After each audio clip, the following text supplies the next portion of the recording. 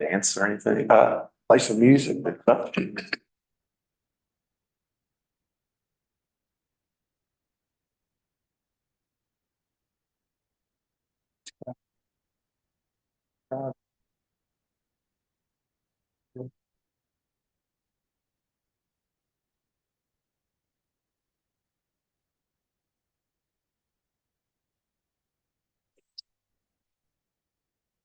I know. Yeah.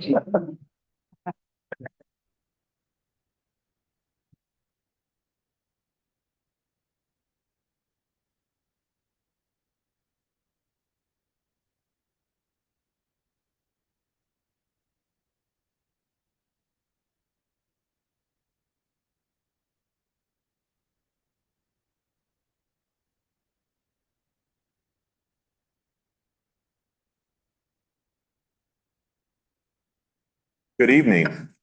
Call this meeting of the Pittsboro Board of Commissioners to order, and we will start with a moment of silence.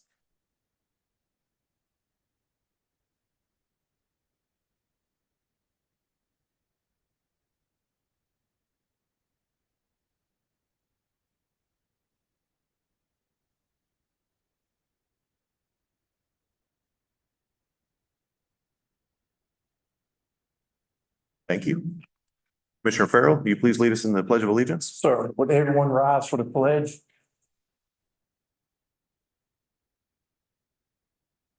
Pledge allegiance to the flag of the United States of America, the republic for which it stands, one nation, under God, indivisible, with liberty and justice for all. Thank you.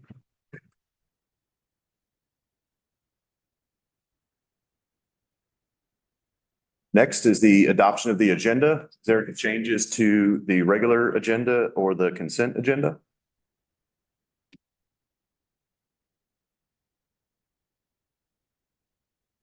Motion to adopt. Second. Vose, Commissioner Foley, second. All those in favor, say aye. Aye. Thank you. Take a motion to approve the consent agenda. I move. Thank you, Commissioner Farrell. Second. Commissioner Bonitz, all those in favor? Aye. Aye. Thank you.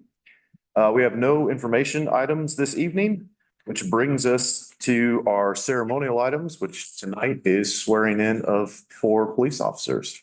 So excited to have everyone here. Assume most of you are here for that, not the annexation. So we'll get started.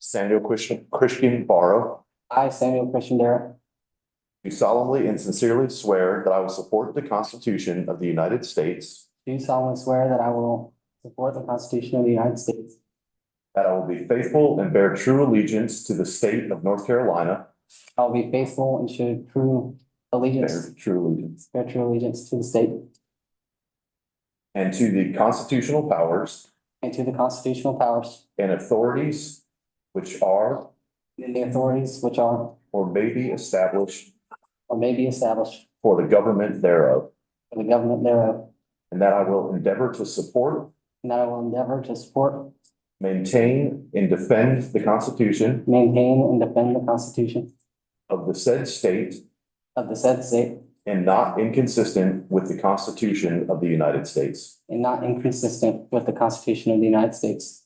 That I will be alert and vigilant That I'll be alert and vigilant to enforce the criminal laws of this state, to enforce the criminal laws of this state, that I will not be influenced in any matter that I will not be influenced in any manner on account of personal bias or prejudice, on account of any personal bias or prejudice, that I will faithfully and impartially execute the duties of my office that I will faithfully that I will faithfully and impartially execute the duties of my office as a police officer for the town of Pittsburgh, as a police officer for the town of Pittsburgh, according to the best of my skill, according to the best of my skill, abilities, and judgment, abilities, and judgment. so help me God. So help me God.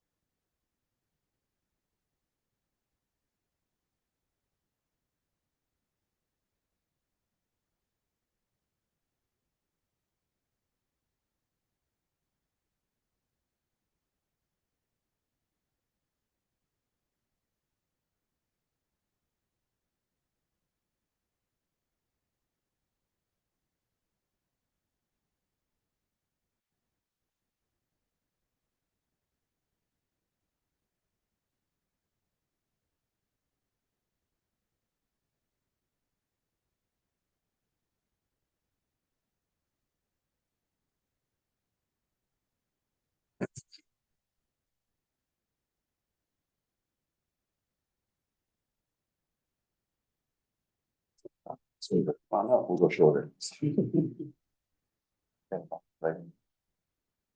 I, Cameron Scott Franks, I, Cameron Scott Franks, do solemnly and sincerely swear do solemnly and sincerely swear that I will support the Constitution that I will support the Constitution of the United States, of the United States, that I will be faithful and bear true allegiance that I will be faithful and bear true allegiance to the state of North Carolina to the state of North Carolina, and to the constitutional powers and to the constitutional powers, and authorities which are or may be to the authorities that are and may be established for the government thereof, established for the government thereof, and that I will endeavor to support, and that I will endeavor to support, maintain, and defend maintain, and defend the Constitution of the said state, the Constitution of the said state, and not inconsistent with the Constitution and not inconsistent with the Constitution of the United States. of the United States, That I will be alert and vigilant that I will be alert and vigilant to enforce the criminal laws of this state, to enforce the criminal laws of this state,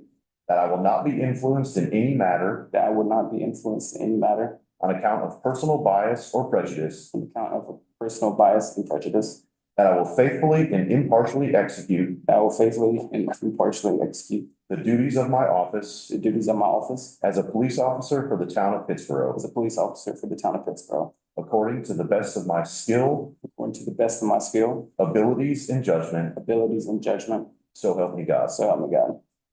And that's how it is.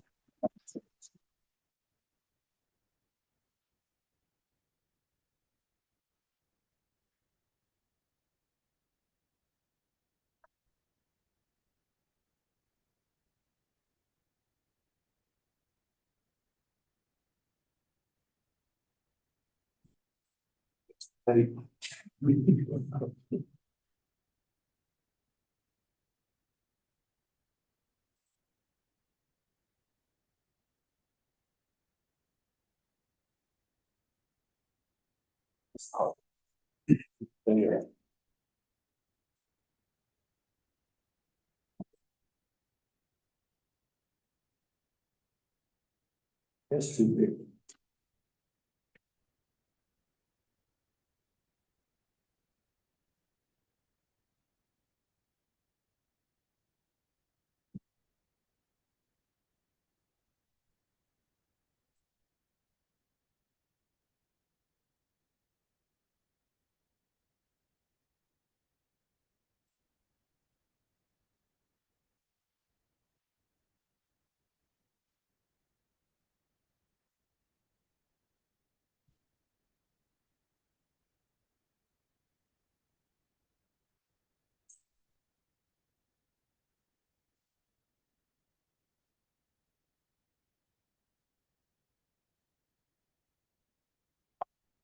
Justin Mitchell II, I, Michael Justin Mitchell II, do solemnly and sincerely swear, do solemnly and sincerely swear that I will support the Constitution that I will support the Constitution of the United States, of the United States, that I will be faithful that I will be faithful and bear true allegiance and bear true allegiance to the state of North Carolina State of North Carolina, and to the constitutional powers to the constitutional powers, and authorities which are or may to the powers which are or may be established for the government thereof, be established for the government thereof, and that I will endeavor to support, that I will endeavor to support, maintain, and defend maintain, and defend the Constitution of the said state, the Constitution of the said state, and not inconsistent with and not inconsistent with the Constitution of the United States. the Constitution of the United States, That I will be alert and vigilant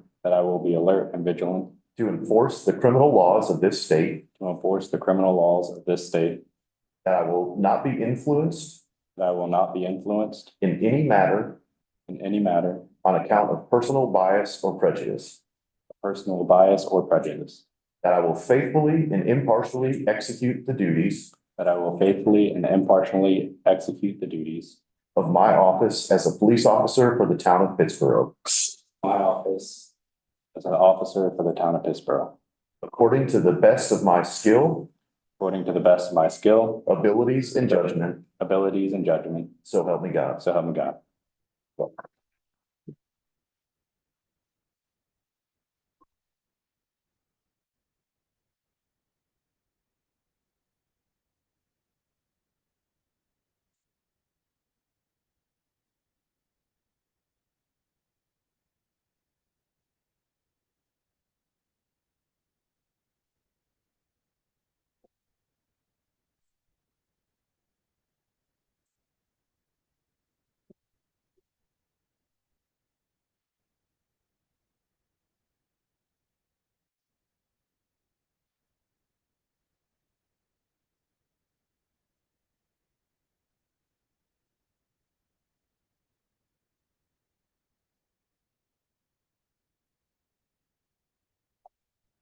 Noel Schneider, I, Carolyn Noel Snyder, do solemnly and sincerely swear do solemnly and sincerely swear that I will support the Constitution of the United States, that I will support the Constitution of the United States, that I will be faithful and bear true allegiance that I will be faithful and bear true allegiance to the state of North Carolina to the state of North Carolina and to the constitutional powers and to the constitutional powers and authorities which are and authorities which are or may be established or may be established for the government thereof, for the government thereof, and that I will endeavor to support, and that I will endeavor to support, maintain, and defend maintain, and defend the Constitution of the said state, the Constitution of the said state, and not inconsistent with and not inconsistent with the Constitution of the United the States. Constitution of the United States, That I will be alert and vigilant that I will be alert and vigilant to enforce the criminal laws to enforce the criminal laws of this state, of this state, and that I will not be influenced and that I will not be influenced in any matter in any matter on account of personal bias or prejudice. on account of personal bias or prejudice, That I will faithfully and impartially execute that I will faithfully and impartially execute the duties of my office the duties of my office as a police officer for the town of Pittsburgh, as a police officer for the town of Pittsburgh, according to the best of my skill, according to my skill, abilities, and judgment. abilities, and judgment. So help me God.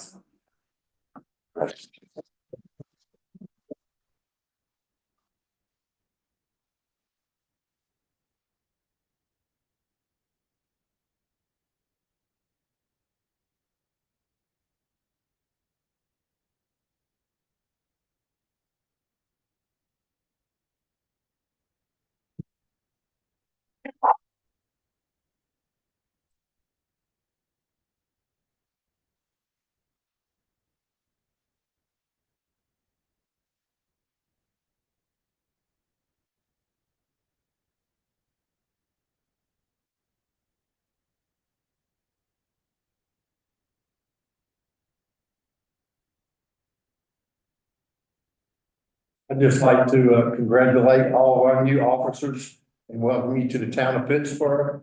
We're blessed to have you and be safe at all times.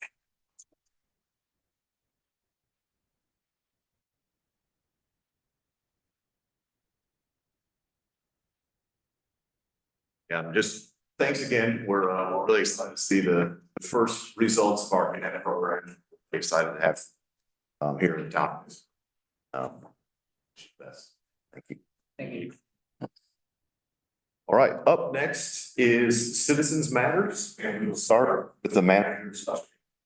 Thank you, sir. Real quick, some good news. Yeah. Can I just get them out for, I didn't want to. Sure, good. Yeah.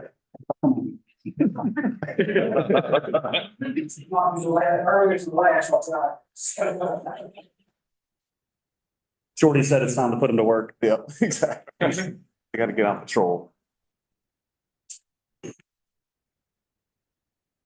And we talked about it before, but thank you all for the support for that program. Obviously, you can see the benefits of what that's doing for us. All right, y'all move up to the front row now. Those are real quick, just a couple of small updates. The splash pad is up and running. You can hit the button and it works. Yay. So we got our Aqua Vader timepiece this morning and Katie jumped on getting that installed. So that is working, at least for the time being. Planning staff will be completing a job survey to the downtown businesses over the next couple of weeks. These are the job numbers that we're going to use to build our application for RED, or the Rural Economic Development. That's $12,500 per job. So we're hoping to apply for hopefully around 600, 700, 800,000. Again, that just depends on how many jobs are along that corridor. We did expand the scope of the streetscape project up to Hanks and Thompson Street to include a couple of more businesses, so we can get our job numbers up a little bit more. Plus, then we can improve the intersection at Thompson, Hanks, and Hillsborough.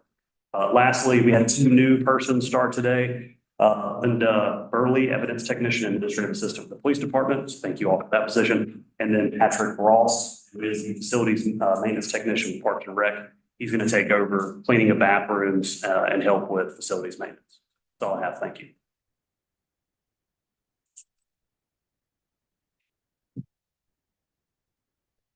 Thank you, Jonathan.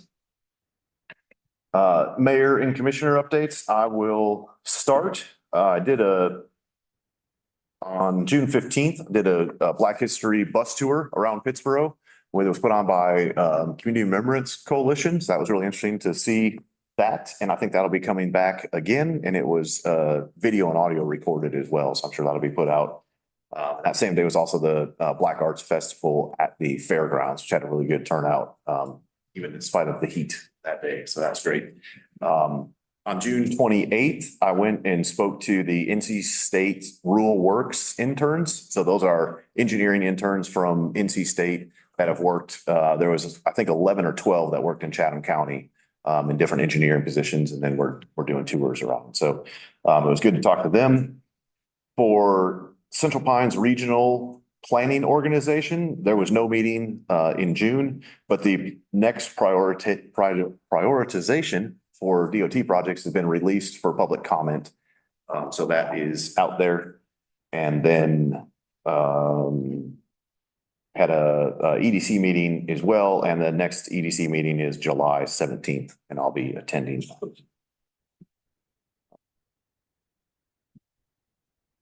Mayor Pro Tem Baldwin. Thank you very much.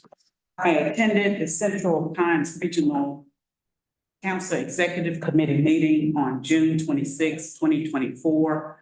One of the main topics and things which we were doing were to review the executive officer and to actually review that and determine whether or not he is, of course, meeting those particular goals which he's been set. And basically, his name is Lee Worsley, of course. He used to be actually with the city of Durham as the city manager.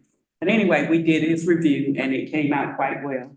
And that was our main topic of that particular meeting. And then we adjourned. So that's all I had for that. Thank you. Thank you. Commissioner Bonitz. Yes, so it's been a while since I've given an update on the Chatham County Climate Advisory Committee. Over the past 3 months, they have been working, members of the committee have been working to review the draft UDO for the county, the county's Unified Development Ordinance, and they're have been giving input into those drafts and are again viewing and commenting on the current drafts. A number of different detailed things I won't go into, but the main thrust is urging strengthening of the county UDO's tree canopy protection language in particular. And I think that this is of interest to town policymaking because we don't have a tree protection or tree canopy protection policy in our UDO. And clearly we would need to harmonize those two sets of policies. So I would encourage staff to have a look when time allows.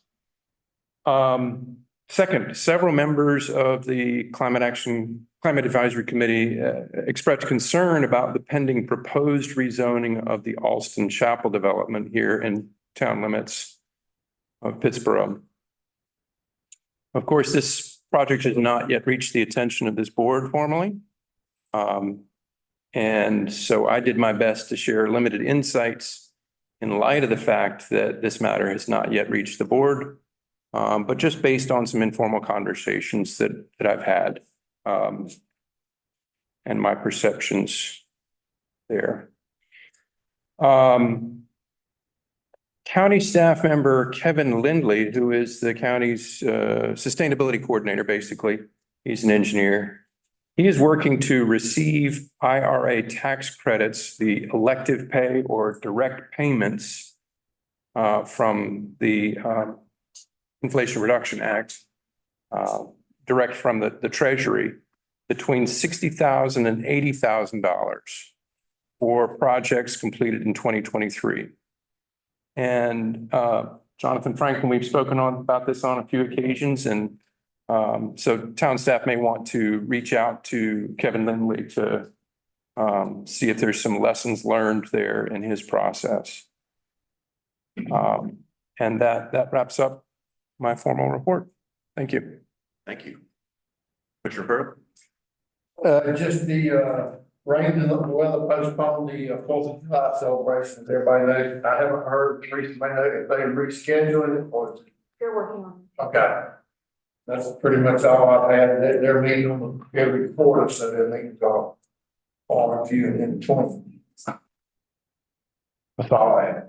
Thank you. Commissioner Foley? I'll be quite brief. The Chatham County Affordable Housing Advisory Committee did not meet in the month of July.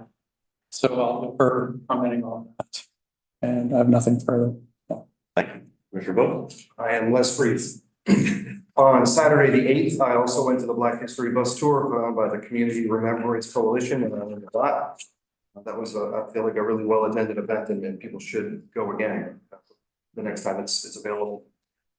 On Thursday, the 20th, I attended a community discussion on murals at the Plat. I did not make it to the ABC meeting last week, but I do have a concern that I'd like to speak to, if that's okay. Around the middle of last week, we began hearing about yellow or brown water coming through the taps in the Powell Place neighborhood. Our response, or what I saw, that was essentially to call Tri-Rip. After seeing those emails and the ones that followed, I assumed that the issue was being addressed and would be resolved. And then I didn't think a lot more about it for the rest of the weekend. Yesterday, while scrolling social media, I saw a lot of unanswered concern that was quickly turning into panicky chatter. Because people were asking why they were still bathing in brown water and there had been no official response from the town. There was speculation that Dunkin' Donuts was going to leave over undrinkable water. Others were questioning the GAC filtration system and even asking to see the paper trail for the $18 million worth of grant money that we received for filtration. While I fully understand that we completed our merger in July, and I do agree that people need to eventually get used to calling Tri-River, I think that's an eventual type of thing. We missed the opportunity to communicate and assuage ongoing concerns. We, the town of Pittsburgh, need to be advocating for the people that utilize our water. When something is wrong, we need to be asking questions and doing our level best to inform the public, good news or bad. We should not wait for Tri-River or anyone else to put out a press release. We should drive the issue, investigate, and inform. That's what I wanted to say. Thank you. Thank you. Up next is public comment. And no one is signed up for public comment?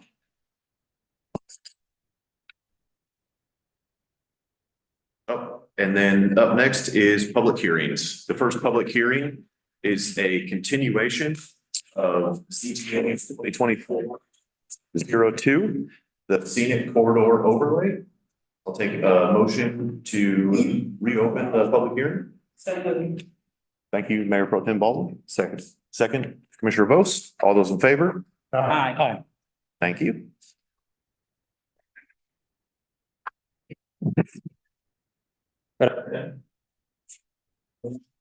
Good evening.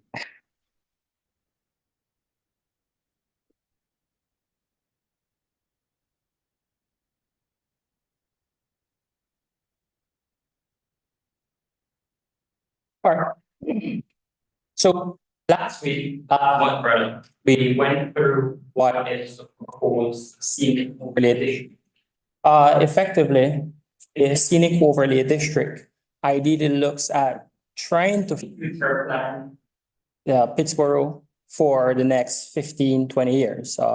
I don't anticipate this is something that is going to be applicable tomorrow. If somebody comes in tomorrow, we're hoping that we can help to prepare the designed area for what eventually would be a little bit more robust of a looking area for what we're hoping to achieve. Next slide, please. So effectively what we're looking at is the establishment of two corridors. Both corridors effectively helps to present a sense of arrival into the town of Pittsburgh. More so, it should have a smooth transition zones. It should be able to be eligible. It should be able to tell you and inform the different residents, but also the visitors of Pittsburgh that the town doesn't start and stop at the turn circle. There's actually more. There is more towards Mosaic. There is more towards the Plat. There is eventually going to be more towards where Reed's Farm is proposed. And so the idea is to create those transition zones, but also to create those legibility built within the environment. So the first corridor that we're looking to establish is the East and West Street corridor or 64 business. Now, we're hoping in this corridor to establish two zones. One, which is a high area of vegetations, which would have a 50-foot buffer from the public rights of ways. So what this is effectively hoping to do is to preserve the natural vegetation that exists currently and to promote the creation of vegetation in that specific zone as we move forward throughout time.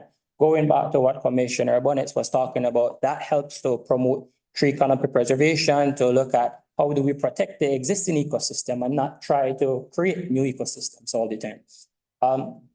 Again, within that 50-foot buffer, we're hoping that there is no, but we're preparing to establish that there is no built construction within that zone. Again, because we want to protect that zones. The buffer zones there is listed with the parcels. I have a map that then goes in to show where that is. Next slide.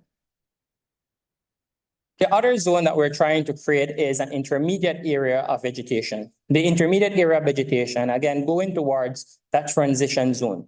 Going from a high area, it's going to be very vegetated, ideally where the opacity of it is very low so that you do not see through it as thoroughly. And then we go into an intermediate area where the opacity is a little bit higher that you will be able to see a little bit. I might have the opacity reference wrong.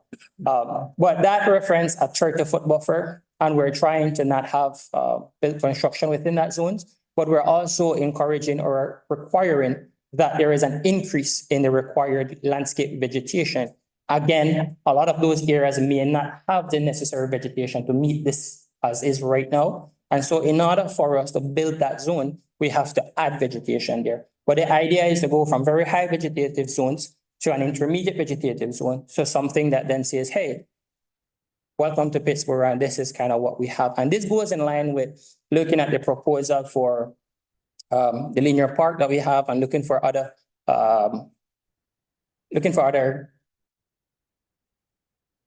transportation, alternative transportation methods such as biking, such as walking, such as running. You know, a couple of times coming in, you see people running on the side of the roads coming into Pittsburgh. How do we mitigate that? How do we avoid that? And these are what we're hoping to do to build in those mitigative factors. Next slide.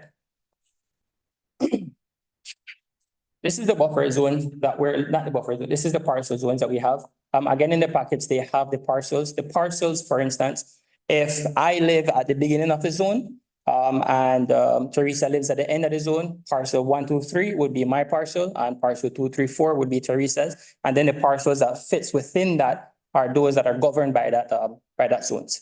Because I know there was a slight confusion there, and I apologize for that confusion, but that's how we're hoping to coordinate that. Otherwise, we would have to go into the meets and bounds, which gets a little bit more complicated. Next slide. Now, because you all are wonderful North Carolinians, have you all ever been down T.W. Alexander Road in Durham? Right? Do you know whenever you're going down T.W. Alexander, you go through a part where there's a lot of really big businesses.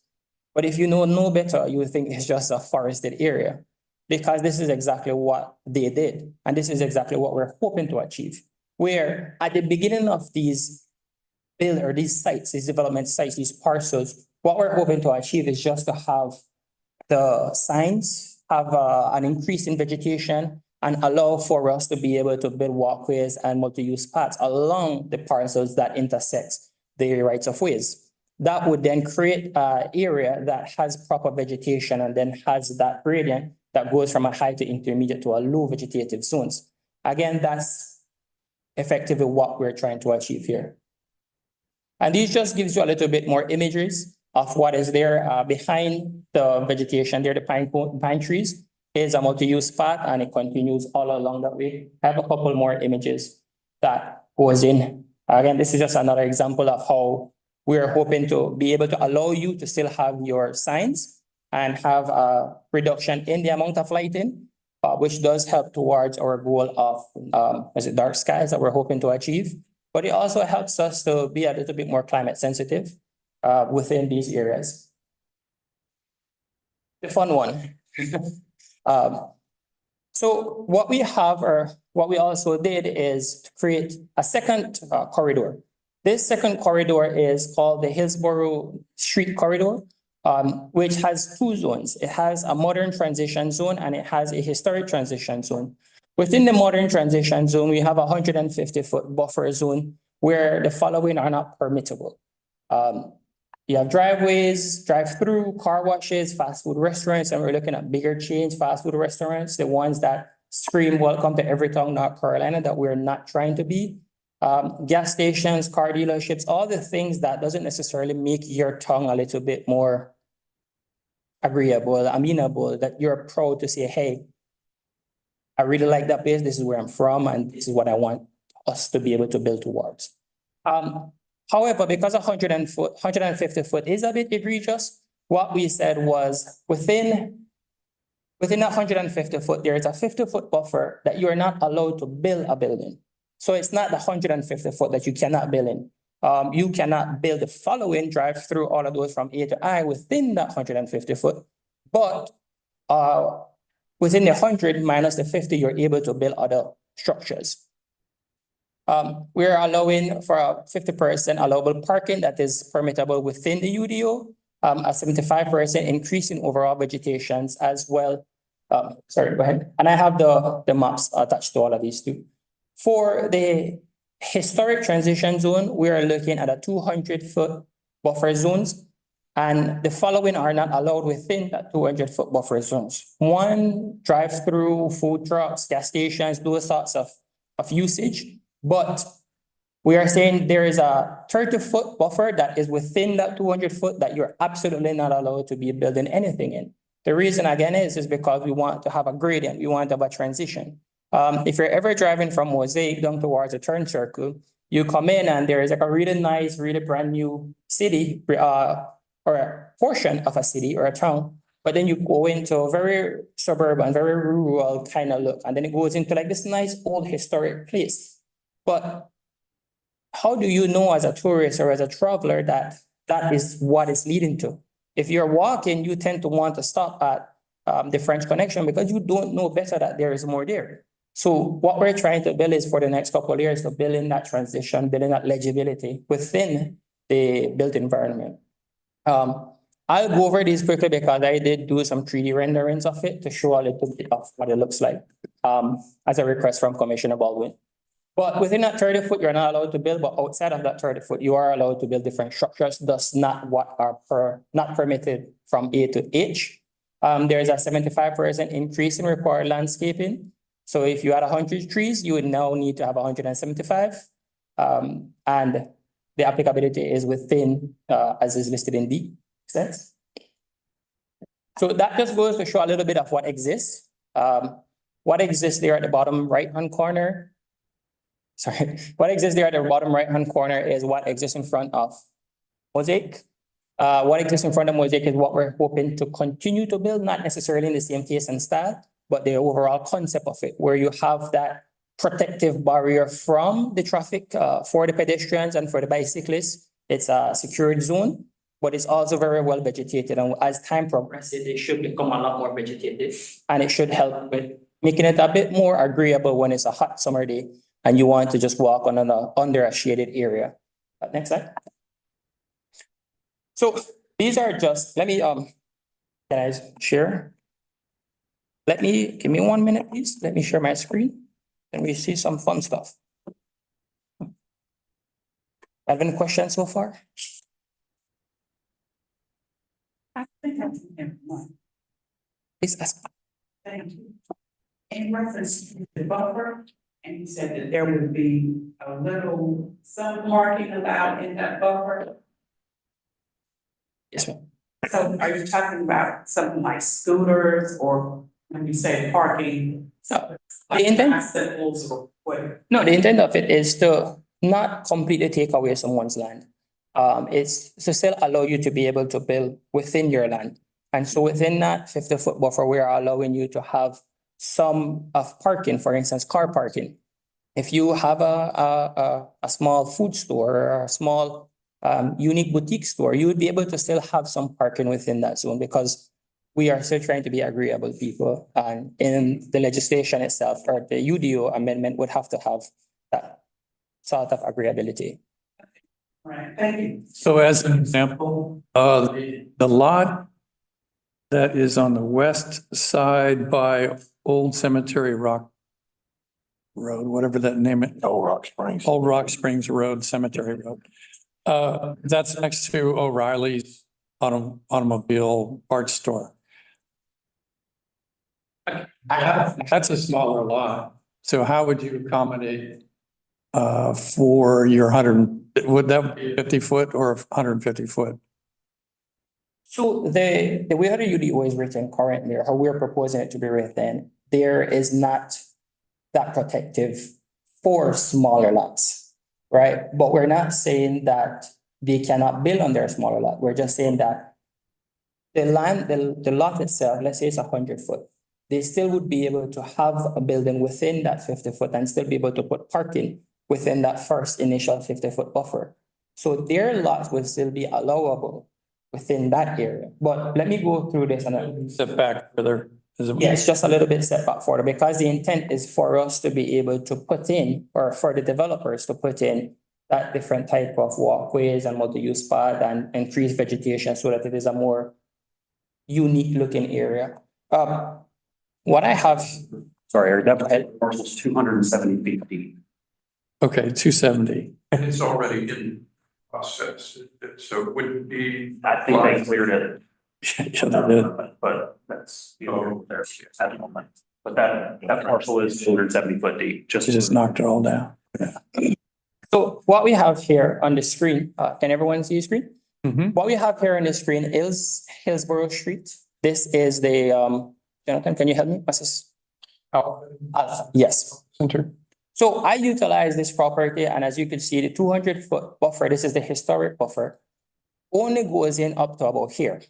And that is important to note. The 30-foot buffer stops right about here, right? So what we are saying, if we're using the applicability of the proposed amendment, what that would allow us to do is, for instance, this person or this entity who has here a, let me just use it here. For this person who has a gas station, that individual would not be able to put his or her gas station right up against the roadside. It has to be set aback. However, their Starbucks can be built within that 100 foot or within that 200 foot buffer zone.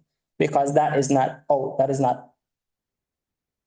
is permitted within the 150 foot or that 200 foot buffer zones. So just to give an idea, what that would do is that would allow us to be able to put in different measures for walkability, sidewalks, those sorts of things. They can have different canopy areas. For instance, if they wanted to do some sort of recreational area there, that is now an open space to you to do that. It also allows people to have eyes on the street going towards set sorts of concept for urban planning. But your Starbucks is there, you still have a full utilization of this parcel where that individual can now have not just one, but 2 or 3 different sorts of business that may occur. For instance, again, you have a gas station, you have a service station, you have a Starbucks. But then you ask, what about properties that want to be built right up against the area? Sure, we accommodate for that as well too. And how do we accommodate for that? If you're looking at this parcel here that is beside it, this parcel, let's say this wants to be a house. Say Kobe decides to win the lotto tomorrow and he decides to buy a nice house and put it right there. He can build his house right up against the buffer. But he can also have a dentist office because he's a world-renowned dentist. So he can be able to put his dentist office there. What all we're doing is saying, hey, great, but increase the amount of vegetation that you have. We want it to be able to look presentable. Let's say he decided that that's not what he wants. He wants to do a little bit of a commercial zone. That's fine. We can accommodate that as well within this buffer zone. This is a commercial building, so be it that it is below 40,000 square feet. He can go and build that right up against that buffer zone. So he still has that full utilization of his or her property. We're just trying to get rid of those sort of development that is not so appealing to the eye. Get on 2 screens, sorry. And that building is approximately 30,000 square feet? Oh, no. No? No, that I just showed it for the reference in terms of the use, not necessarily the building, but it would meet the historic facade that we're hoping to go. Not necessarily to have a historic overlay, but to be able to have some sort of agreeability with the different types of buildings, so the typology of building. Let's say this person decides that they want to build a nice restaurant, not a fast food restaurant. They can go and put their restaurant right up against the buffer. But what we're encouraging is that you would then put parking at the back, or you would try to get it away from the front of the streets. Because again, we want when you're coming through Pittsburgh that you're seeing places that look good and not just empty parking spaces. Not that we have empty parking spaces in Pittsburgh. 1 sec, let me pull up. And on the note of parking, so am I understanding correctly that I think there were 50% and 75% reductions of allowed parking would mean that whatever the UDO would ordinarily allow in that zone, in that zoning use, would be reduced by 50%. No, sir. No? What it would be is that, let's say you are allowed 10 parking space here, 50% of that may be allowed within this first portion of the unit, if it is permissible within the UDO currently, right? But what we're hoping to show here is the different typology of use that may occur within this zones. And I did it in a way that we are utilizing the built environment as it stands today, so you can have a clearer reference of how it works. You may not have a gas station, you may not have a car repair store, but you can have a Starbucks, or you can have a boutique store. You can have a house, you can have a dentist office, you can have some commercials, some offices, and that's effectively what we're trying to achieve through this route. This is for the historic zones. For the modern one, it just load.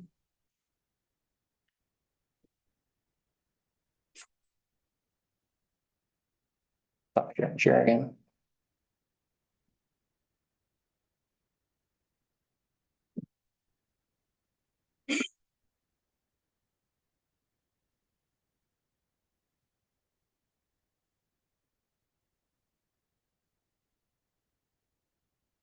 Sure. Scroll that.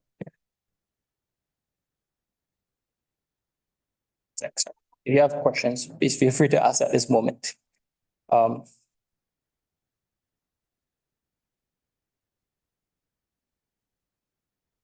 This is showing here, but then. Mouse is frozen up.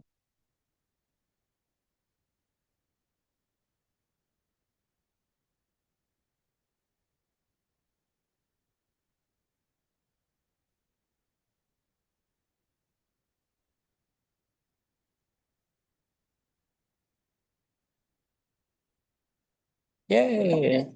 Is this on? I vote for Kobe to get a raise. So now looking at the modern zone, again, please don't judge my design. This one, I tried to get this one. So where are we looking right now? So this is actually right across from the auto zone. Okay. So this here is auto zone, and these are these properties that are on the opposite side of the auto zone. So you're looking at that area that has all those houses and stuff like that outside. Storage sheds. Yes, sir. So what we are allowed, or what we're trying to achieve here is to have where we have that continuation of that modern look from Mosaic area, because that's already a built environment. And then we're transitioned down towards a more historic area. So what we did is at the back here, where this line is where the 150-foot buffer line is. So places that we don't necessarily want big stores, gas stations, all of those things cannot be within or before that zone. But all of these modern homes, all of these townhomes, multifamily, single family, dentist office, office for the town of Pittsburgh can all be within this front of the zone. But within this 50-foot buffer zone, we're also trying to encourage a bit more vegetative zones. If we're looking at, for instance, a big box sale, let's say we want a Target. No, we don't necessarily want a Target right up against the street side. Great, but can we put it a little bit more back? Of course, we can, and that's what we're trying to do. We have where we put a bit of the parking in front of it to show that, hey, you can have some parking within that zone, so that utilizes your area. It still gives you the opportunity, if you want to sell your property, to get a Target, to get a gas station. If you want to have,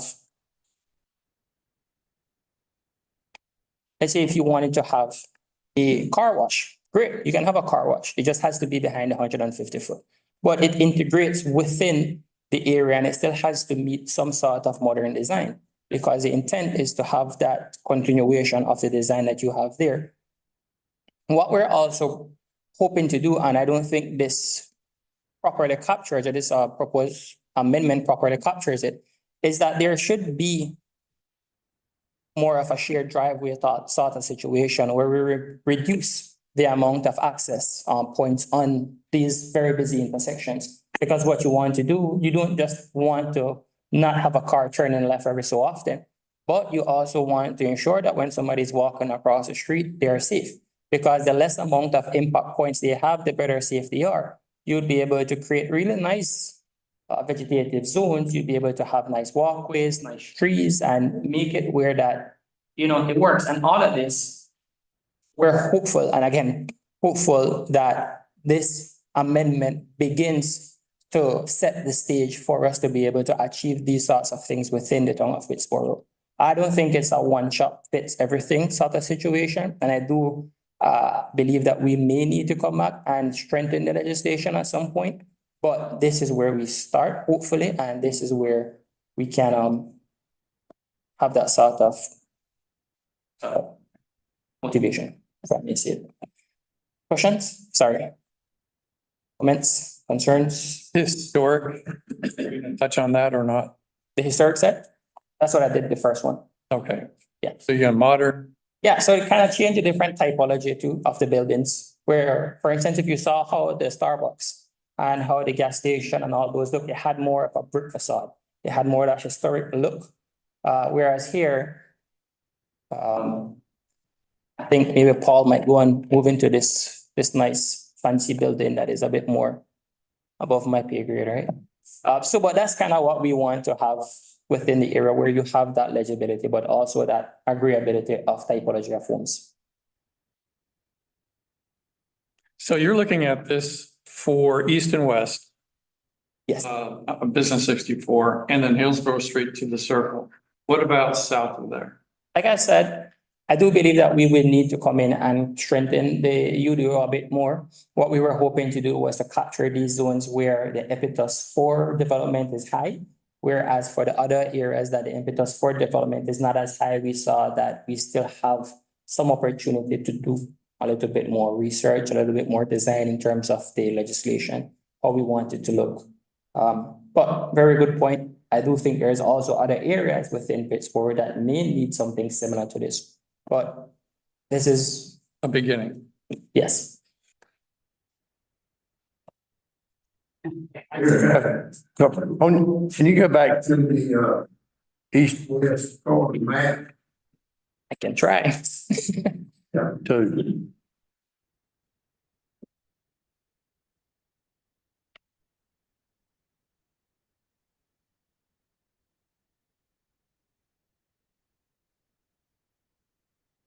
There you go. It's the overhead. That's on the, sorry about that.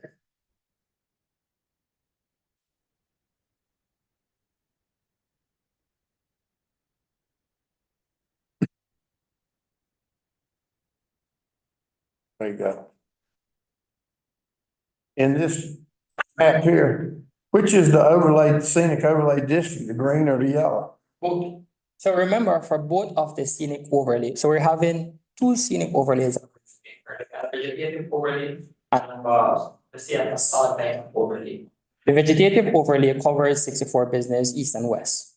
This is what we're looking at. Within the vegetative overlay, you have two categories. One, which is high vegetative cover, and two, which is intermediate vegetative cover. So in this case, the yellow would be high vegetative cover and the green would be an intermediate vegetative cover. But still within that vegetation corridor. Okay, so the yellow is the high vegetation. Yes, sir. Is that proposed map? Yes, sir. Again, where it sits is areas that already are extremely vegetated. You may have little patch areas, but the intent of it is that you protect the area so that the vegetation can come back at some point.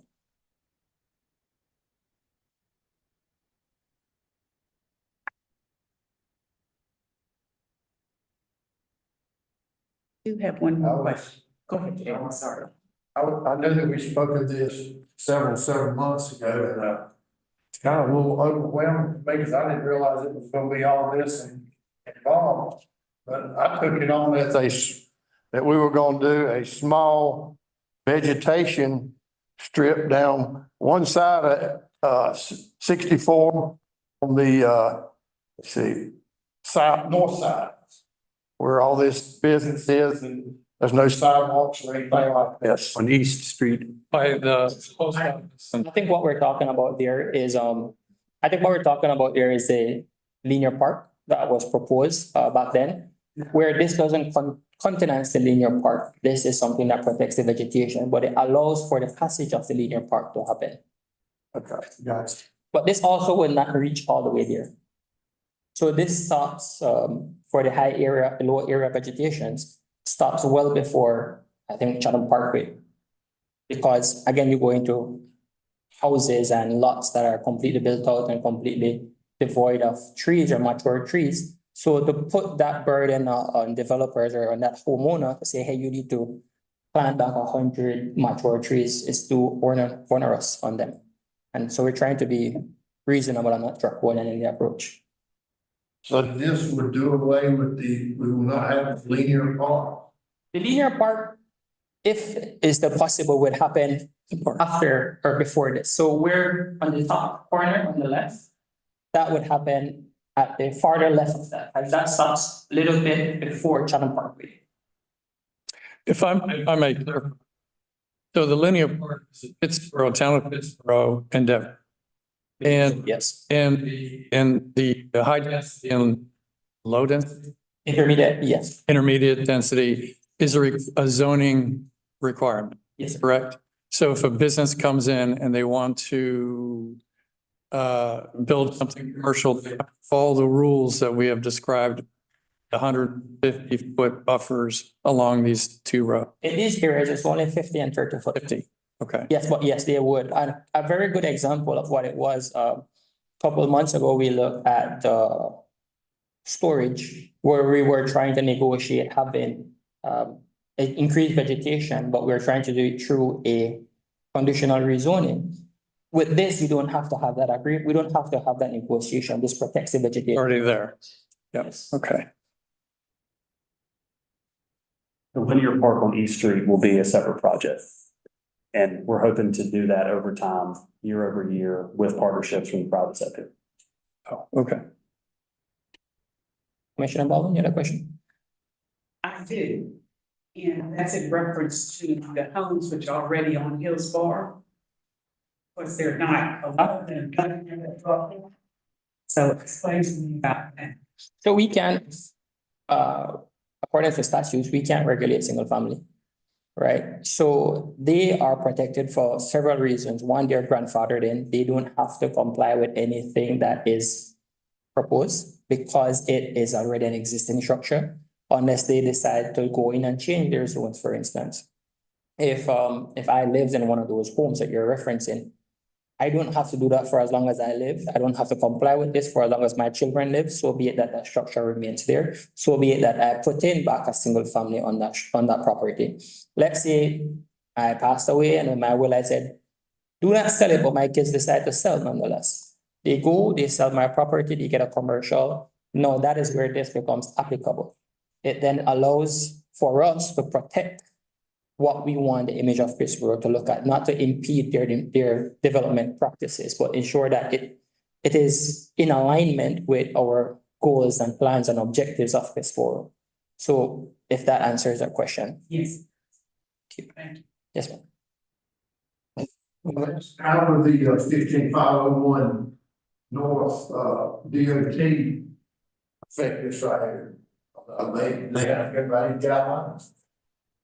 So this doesn't intersect the public rights of ways of the DOT, because as Randy would say, that's a fight that you will never win. But this doesn't intersect the public rights of ways of the DOTs. This begins and ends at the boundary of the parcel line. So DOT rights of ways, parcel line, this is where it begins and it moves back this way.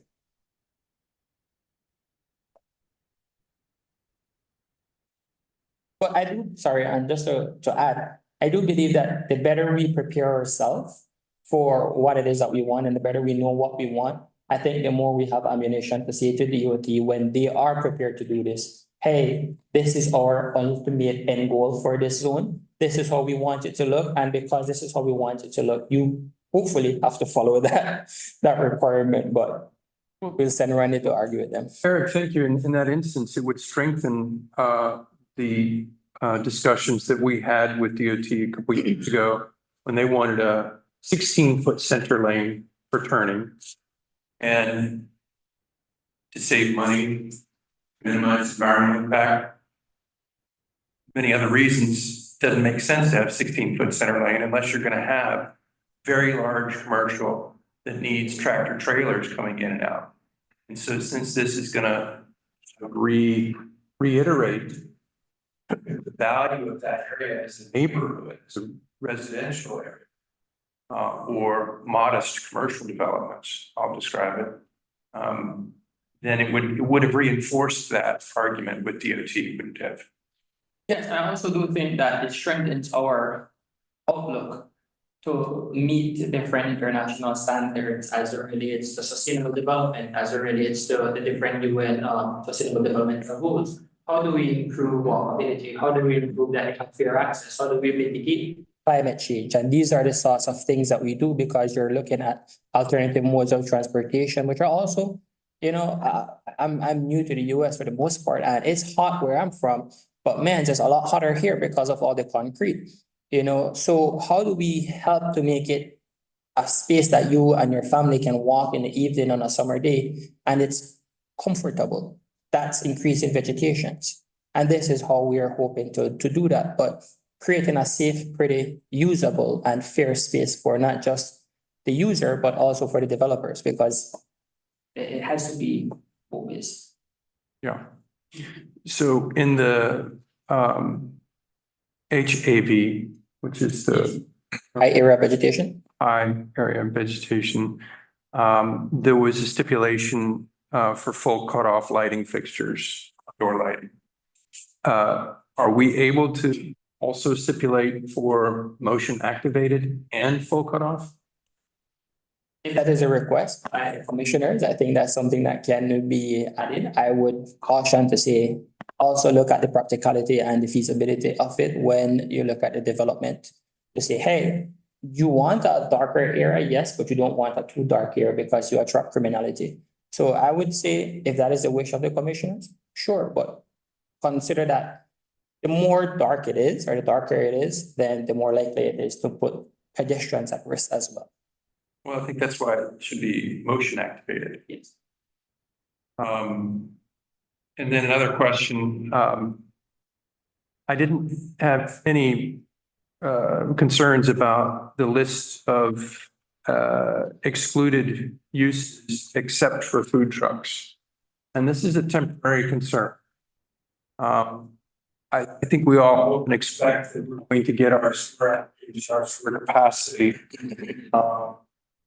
built and available. But in the meantime, you have a need for food trucks. We have lots of alcohol, lots of establishments serving alcohol and not enough food. And so I don't love food trucks. I don't love the aesthetic of them. And I think that's a shared opinion. But I do think that it's a practical matter. Of course. For a time being. And so I would just suggest we strike that for a time or figure out how to schedule that in to be added back to the list of exclusions at such time as when we know that we have sewer capacity or I think more accurately, we would want to regulate and allow them with the clearly stated expectation that we'll be phasing them out when brick and mortar restaurants are possible. Yeah. Because right now they're not. I may interject. I would say that you are permitted to have a food truck if Lowe's Hardware decides that they would want to have a food truck there. If they are beyond the 200-foot buffer, you can have a food truck. Okay. However, if we don't have anything that substantially help us to mitigate the amount of food trucks we have or propose to come into town, what we don't want to do is go down a slippery slope where we have 5, 10 food trucks popping up overnight along Hillsborough Street. And then 2 years from now, we're trying to fix that, but we can't because they're already established. So this protects us by the approval or at the approval of this ordinance to then say, hey, we know what we want this space to look. And right now, that's not it, but we can always go back and remove it. But if they're there and we decide to try to fix it tomorrow, it's a lot more onerous on us and a lot more difficult. So I caution that, but on those premise alone. But I do agree, we do need food trucks. I like food trucks. I agree. Food trucks are good. I also had a question about the building exceeding 35 feet. Is that a height restriction? Okay. Can you add to your edit? I don't want to step on you, but I was confused also, can you say a height of 35 feet? Just to clarify. Well, I think it's an important conversation that we haven't had on this board.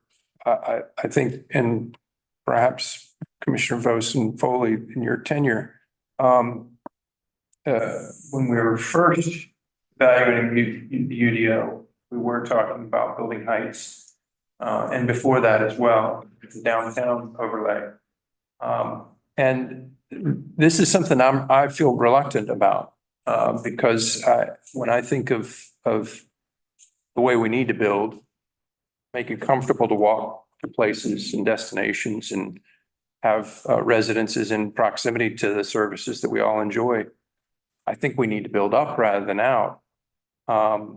And so I'm curious about that. And I mean, that sounds like a 2-story building to me, or is that a 3-story? Three. It's three. And what I was trying to do is kind of keep it what exists around that area. Sure. You don't want a 10-story building and that's the only thing you see. So that was kind of the rationale behind it. But again, if it's the wish of the commissioners, if you agree to approve, then you approve with those amendments added to. But that was the rationale, to try to protect it for now. So looking at the big picture, I think you're presenting this not, if, in my opinion, not completely whole yet, not completely thought through.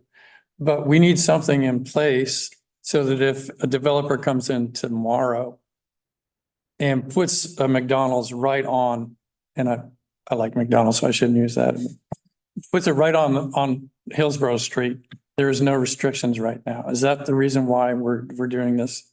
Precisely. I think the ones for the 64 business, east and west, that is fairly effective and fairly strong. I think this one does gives us protective measures in place at a moment's notice now. But I would be the first to say that there's always room to improve on these legislations, and that is where we do always, as a planning department, encourage for not just commissioners, but the public to come in and say, hey, this is how we think we could strengthen this legislation, because we are practitioners.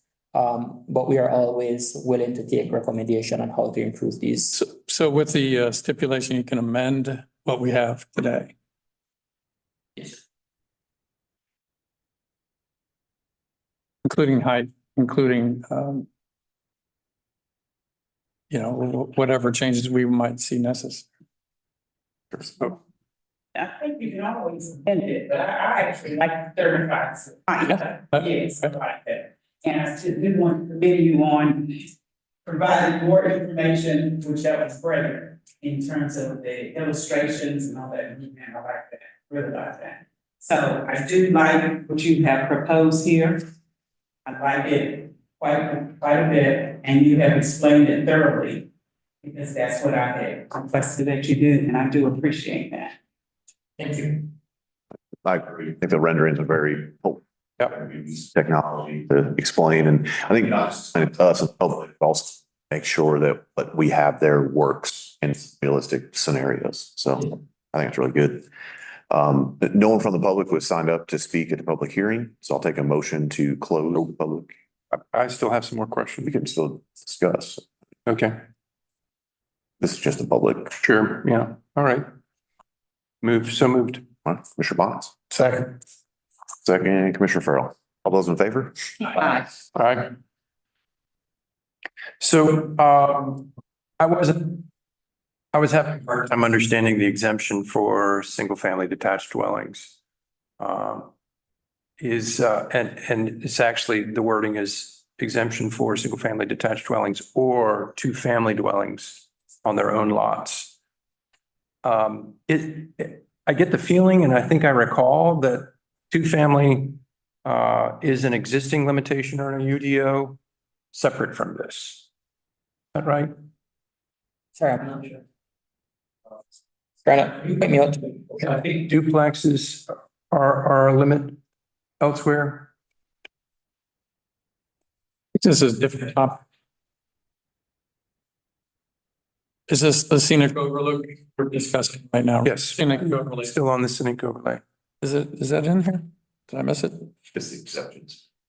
Is it? Are you wanting to broaden that exception to tries, duplexes? Yeah. Oh, okay. Again, it's the desire to have allowance and privilege for single-family duplexes, triplexes, and quadplexes. Do I include them? I think statutes look at anything below a quadruplex to be a single family. So by the nature of it, it would be included there, if that is what I'm getting at. That was my understanding from what Randy asked. True. Also, I was going to say the only districts for duplexes are not used by right currently out in our rural agricultural areas. It's nearly any place else. And none of that precludes the possibility of an accessory dwelling unit, which is yet another place to live, the same property. Got it. Yeah, so sorry, just to clarify, I do, whenever I reference single family, it does include the duplexes, triplexes, and quadruplex, because by statute, those are required. Yeah, and I think just for the benefit of the public, Randy Tingle had informed me that I think it was last year that the state legislature made the change declaring that up to quadplexes are no longer required to be commercial.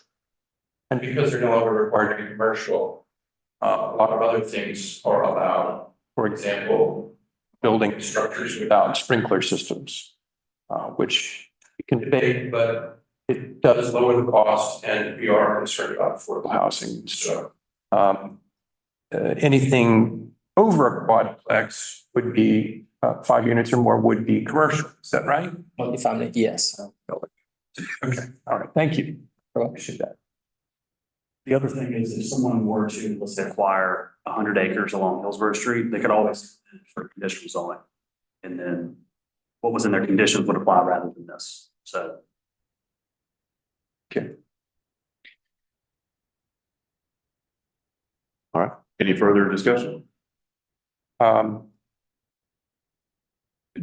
Just wanted to reiterate that I think it was Commissioner Farrell who had inquired about other areas, and it occurs to me that indeed Sanford Road probably will need a scenic overlay, maybe sooner than later. But I did also wonder about 902 and Goldston Road.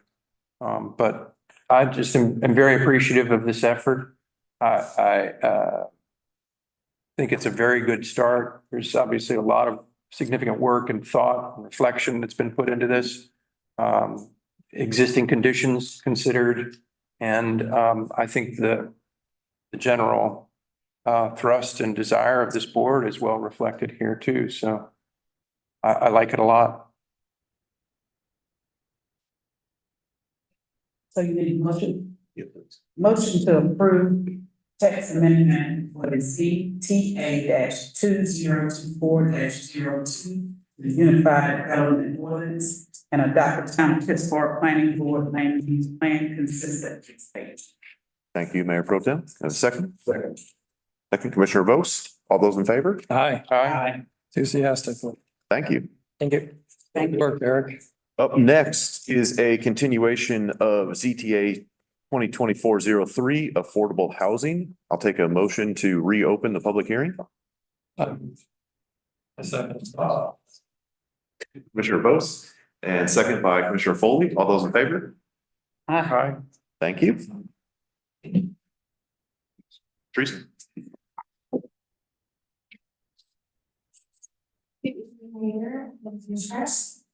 Planning staff is requesting to update the Pittsburgh video to encourage construction of affordable housing units within mixed income developments. This item was continued from last month, so I won't go into all the details in my presentation unless it's requested. I did want to touch on the three main goals for this proposed next item. The first one is to simply create more affordable housing units. This has been a goal for Pittsburgh for many years. The second goal is to create more mixed income development. So you have the option of creating a development that has affordable housing mixed in with higher income levels. You can also have the option of providing a fee in lieu. So that's providing all income levels to have better access to amenities, services, education, healthcare, and employment centers. The third goal is to simplify our approach. Currently, we have about 6 or 7 pages of language that was adopted in 2021 and has not been used by any developer yet. So while we can't mandate affordable housing in Pittsburgh, we're just trying to think of a new way that we can encourage it. So right now, our current smallest zoning district is R5. It's 5,000 square feet. Staff recommends completely removing the zoning district. So the next smallest would then be R10. You can still get 5,000 square foot lots if you provide at least 10% of your development with affordable housing units. So for example, if you have an R10 lot, that's minimum lot size is 10,000 square feet. You provide at least 10% affordable housing units, you can actually have 5,000 square foot lots for the entire development. You can also reduce the side setbacks to 5 feet, the rear setbacks to 15 feet, and the lot width up to 40%. This gives the developer the opportunity to have that higher and compact, dense type of development that they may prefer. It also helps us meet the goal of having additional affordable housing units in Pittsburgh.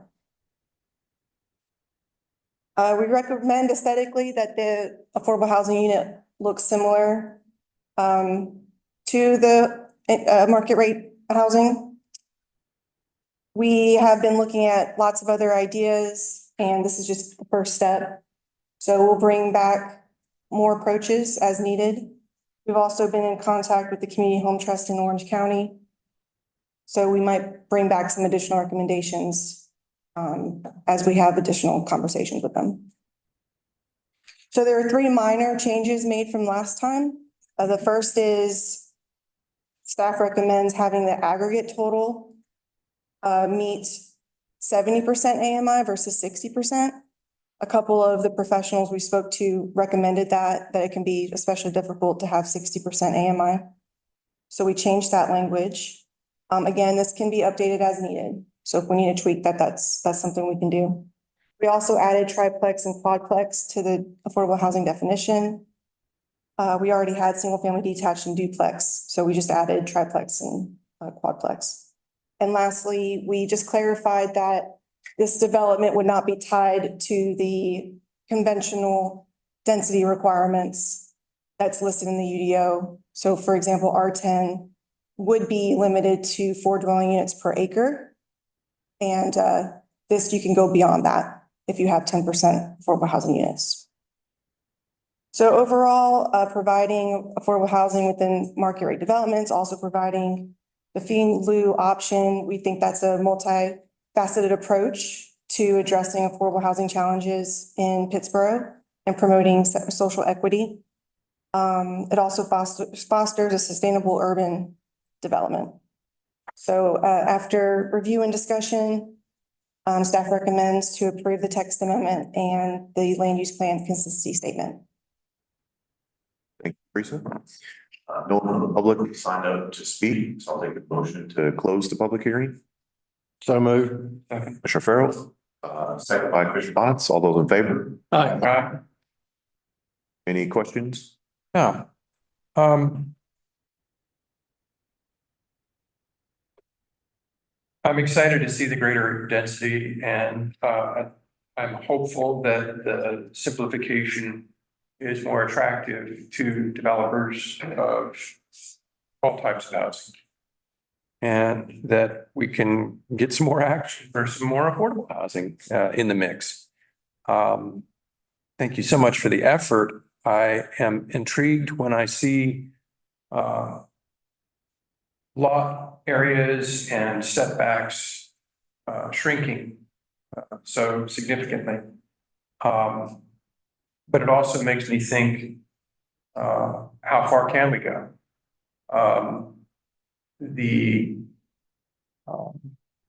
Acknowledging that this is I'm in way over my head whenever we're talking about planning, but the planners that I'm reading call themselves new urbanists and also advocates for affordable housing are saying things like wise areas of jurisdiction should simply have 0 setback requirements.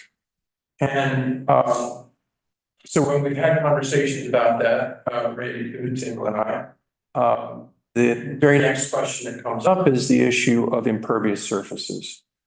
Because we might be able to build a community that maybe feels more like downtown Chapel Hill or downtown Carrboro or in New Orleans or Savannah, where the houses and the porches are almost right on the sidewalk.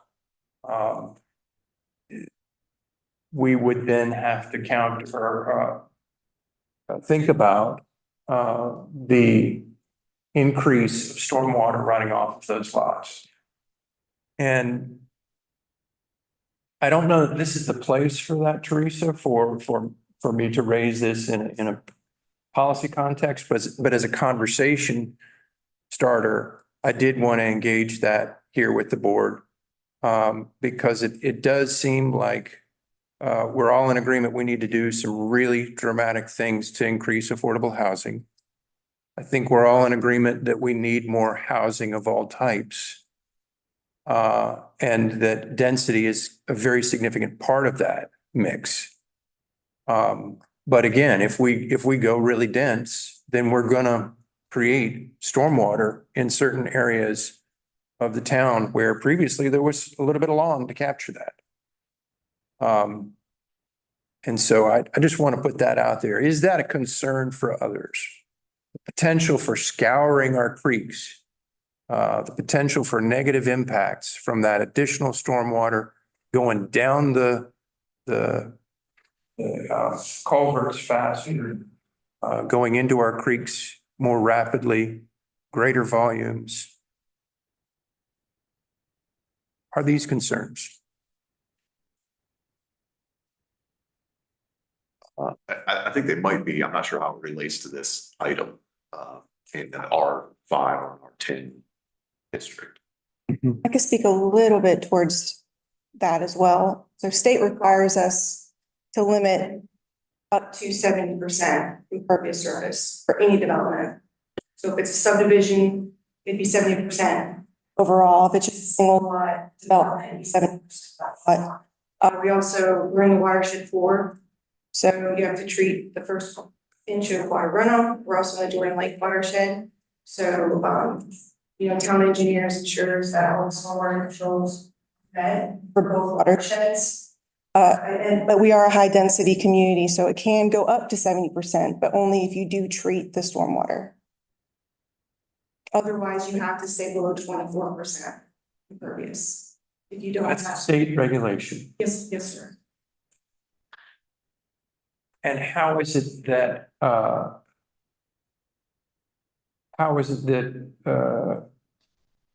communities are building areas that look like, a stereotypical downtown? So, it depends on if it's a redevelopment, for example. So this is triggered when you disturb more than an acre of land.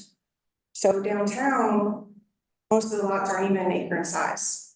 So you can go up to higher percentages. That's typically where you would see in a town that has water and sewer as well.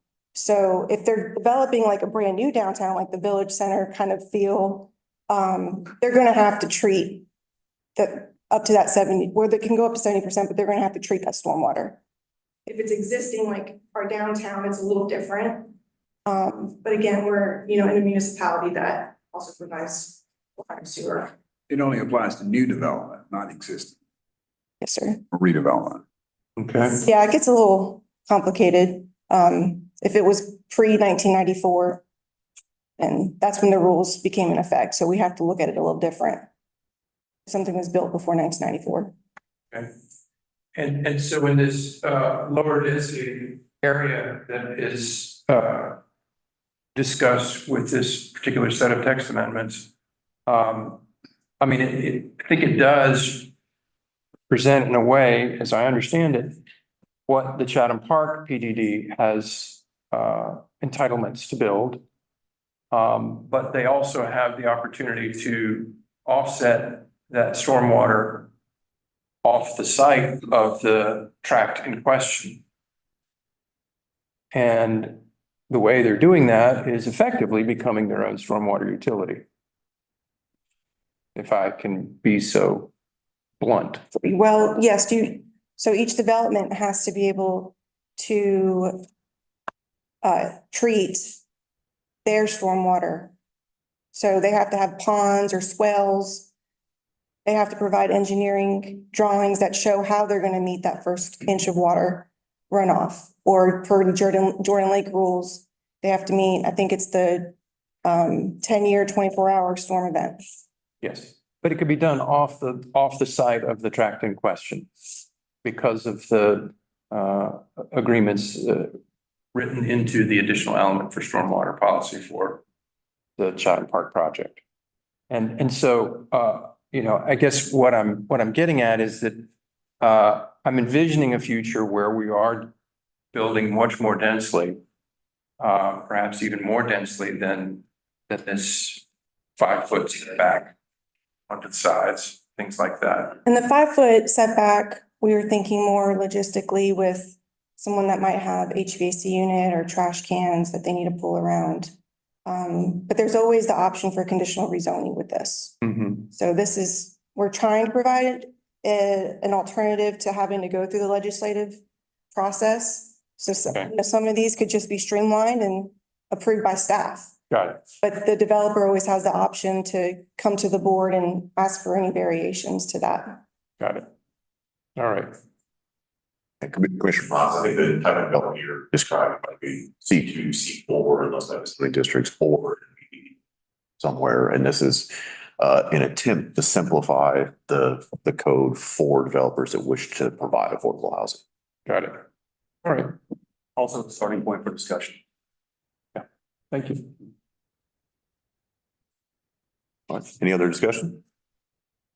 Can you define for us how you obtain the AMI numbers you use for your income? It's based on the HUD definition, For which includes the metropolitan statistical area. ours in particular, and then it would be defined also as last year's or previous years. I think they're supposed to come out with new numbers soon, but for the last numbers, yes. Way to put that in the document. Well, Define. the UDO is already included, already has a definition. Yes, sir. So that's already in there. And can we talk about fee and lieu? Sure. So how is that going to be negotiated? Do you have a structure set up for that or not? Currently, our fee in lieu is $85,000 per dwelling unit. So as of right now, again, that can streamline a process without having to go through legislative procedures, which, can add months to the project potentially. So as of right now, the fee in lieu option is $85,000. So we can keep an eye out on how effective it is. exactly Yeah. if that needs to be modified. And where does that go accounting wise? I may not be asking the right person for that, but how are we putting it in a spot that we didn't specify exactly what that is because the fee in lieu could be used towards lots of different project ideas. But it can go towards a fund that could help offset costs for an affordable housing development per se, like the retreat as an example.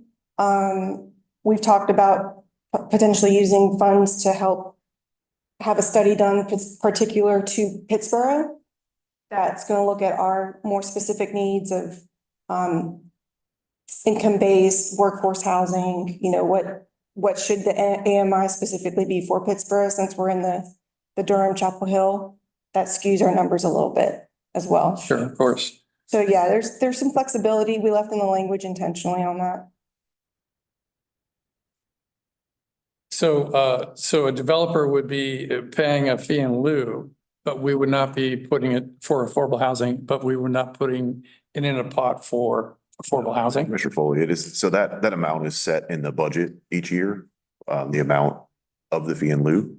I think that's correct. Yes, sir. And it goes into an affordable housing fund. Okay. And we have some flexibility on what that is used for in order to enable affordable housing. With the idea that we're going to be helping housing. Correct. Whatever that need is, we have some flexibility on what the need is to enable affordable housing with that money, but it's designated. Do you feel that fee in lieu will be a tool that will be used more often than affordable housing?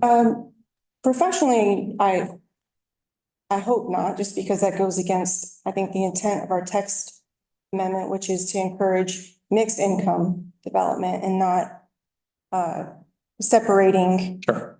specific development types by income level. But it is an option to use and it can be lots of different cities use it for great projects. So, it's just an additional tool. It's an option for the developer. But we'll be able to know, throughout the coming months, if we need to recommend any additional changes. Okay. To the board. Well, I do know that what we have currently is not working. And I like that the staff understands the need for affordable housing and that we're trying something new and different. So. We'll receive that direction from the board. So thank you in return.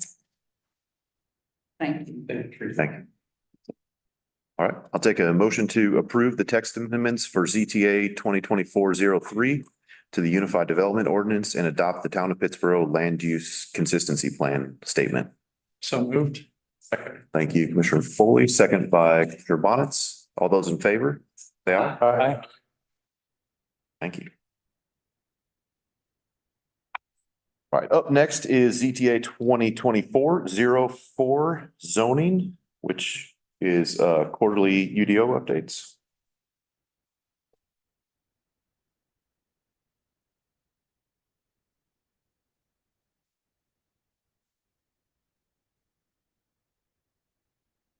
Okay, I have brought, good evening, Mayor and Commissioners. I have the second quarter of text amendments. In a similar fashion to the first round, in the packet is included a slides with the context that's going to be changed, but for the sake of time, I'm going to skip over that and go straight to questions.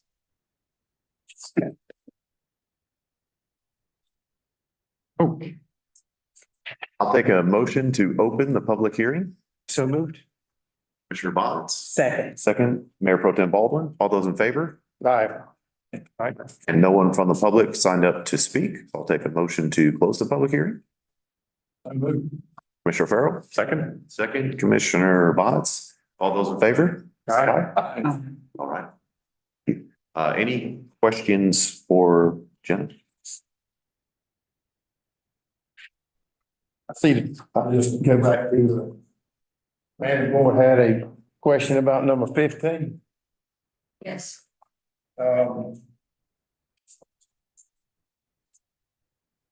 just give my view. I feel like the board, if we have competent board members, they can go more than 2 terms. I think they should stay on the plan that's set. Thing we might want to add in there is attendance. If they're not meeting attendance, then that should be reason for dismissal or removal. I believe that the attendance policy that's in place outside of the UDO is already enforcing that. Okay. Thank you. All right. Do you have an opinion about the turnover? Yes, sir. So in reviewing several of the surrounding communities, either unified development ordinances or land development ordinances, we found that it's a common practice. As the town grows, there's more areas of expertise that come, and it is an opportunity for current members to serve on other boards that they maybe didn't consider. And it is also an opportunity for more people to have a chance to share their input.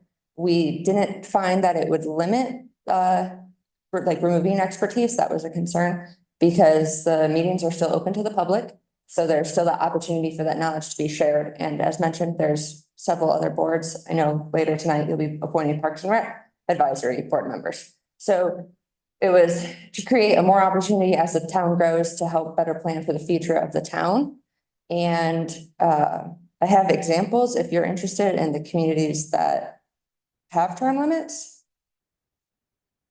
So Cary has a 2-term limit. Raleigh has a 3-term limit. Chapel Hill has a 2-year term limit. Apex has a 5-term limit, but they had smaller terms. Their terms were 2-year terms, so it was still about 10 years. They also, from staff's experience, Elon, Creedmoor, Selma all had term limits. Okay, so the idea is to get a different set of eyes on the same issue? Yes, with every appointment that we've had 20 to anywhere up to 40 applicants. So there's definitely an interest in planning board. And so we just want to keep options open. How hard is it to learn, to absorb what they need to make a decision? And what is the process? What's the learning curve like? So I'm brand new and I've just been approved for the planning board, but I don't know doggone anything about it. How long does it take me to become an expert or to competent to vote? It's a little bit of an opinionated answer. Okay. Where you become an expert. But personally, I don't think that there's much of a learning curve. I think if you meet with staff, you can get the documents that you need. And if you are a committed, dedicated citizen, that it's not much of a learning curve at all. I think one difference now so when I was on the planning board, we would typically search for people to put on the planning board. And the difference now is we have 15 or 20 applicants for each board, I think largely from PBO 101 and the success of that and more engagement. So I think it's a different environment now than it was, I'm running 5 or 6 years ago, when we were searching for that. And I think just to speak to the sort of expertise, the limit would be a 6-year term in total. So in a significant amount of time, but I think also it just depends on the knowledge the person came in with, how much they, want to learn when they're in, and things like that. So I mean, I think it's a difficult thing to answer of how long it takes, but it's still a significant term. So. Question, the way this is worded, more than consecutive terms, 2 full terms, does that mean that they could take a 4-year hiatus and then come back and be on the planning board again? 3-year hiatus or more. Yes, sir. So you can serve 2 terms, skip a term, and then reapply. Serve 2 terms, serve on downtown, reapply. Serve 2 terms, skip a term. For a while, go back to the planning board.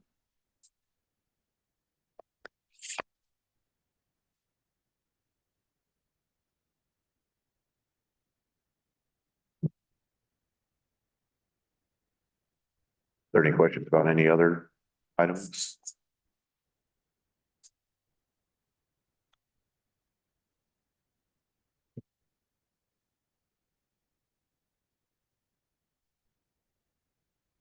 And,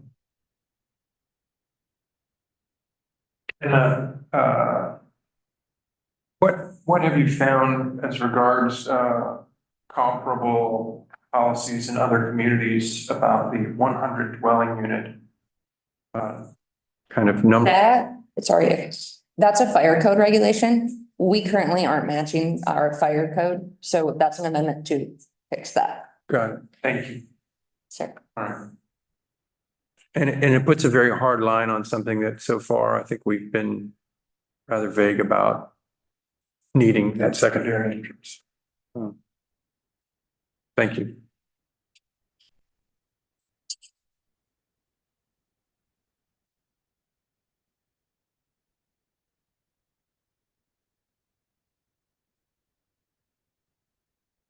And what is it that we're referencing on table A, the recommended plants list? That is clearing up the language. The way that it reads is confusing to current staff and most likely the public as well. So it's just to clarify that we have a recommended list and then it prohibits the invasive species. Yeah, so there's 2 lists. There's Yes, sir. table A that's recommended and there's table B that is prohibited species. And on table A, I think I recall that there was a list referenced from NC State University, maybe the Arboretum. Yes. Okay. And it's not touching those tables that are currently existing. Thank you. Yes, sir.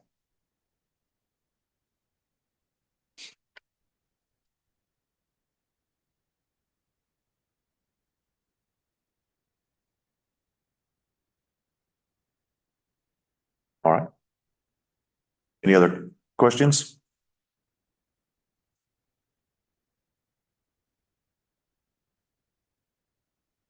All right. I'll take a Motion to approve the text amendment CTA 2024-04 to the Unified Development Ordinance and adopt the Town of Pittsboro land consistency statement. So moved. Thank you, Commissioner Bonitz. Second. Second, Commissioner Vose. All those in favor? Can I, little discussion, can you Sure, sure. phrase what we have on the planning board for their terms? Is this what we're going with, the 2 terms? That's what the motion was. It's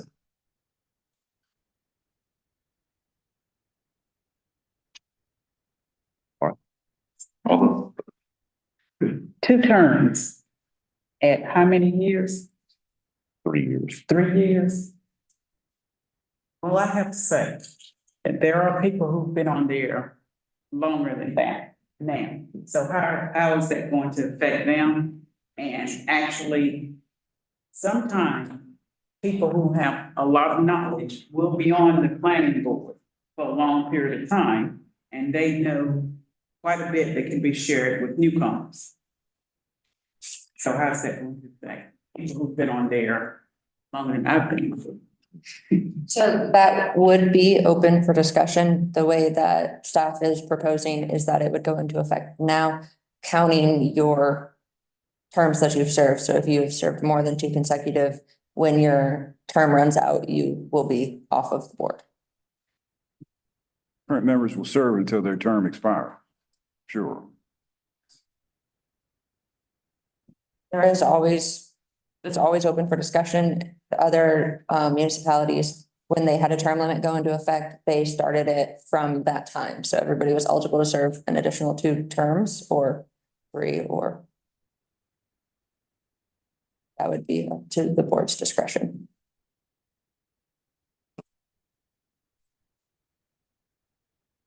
Well, I'm actually really not in favor of doing that. But, you know, it's what the preference of the board. Not in favor of limiting terms. Not to this degree. Maybe if they serve 3 terms. Because, as I said, a lot of times, even though it's not, you know, there's things which you can learn from other people.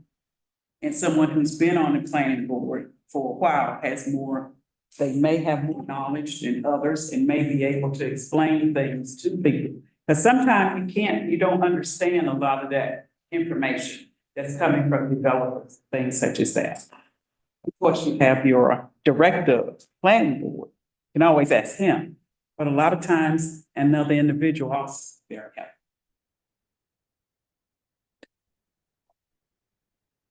What would it be if we compromised in this way? After 2 years, they reapply. And so you don't have to wait. So after 2 years, you get in line with everybody else. That's new. What do you think about that? So, Commissioner Foley, you're suggesting they wouldn't have to sit out for a full term? You reapply after the second term, just. You reapply after every term. You do reapply every. Yes, sir. Yeah. So that doesn't work.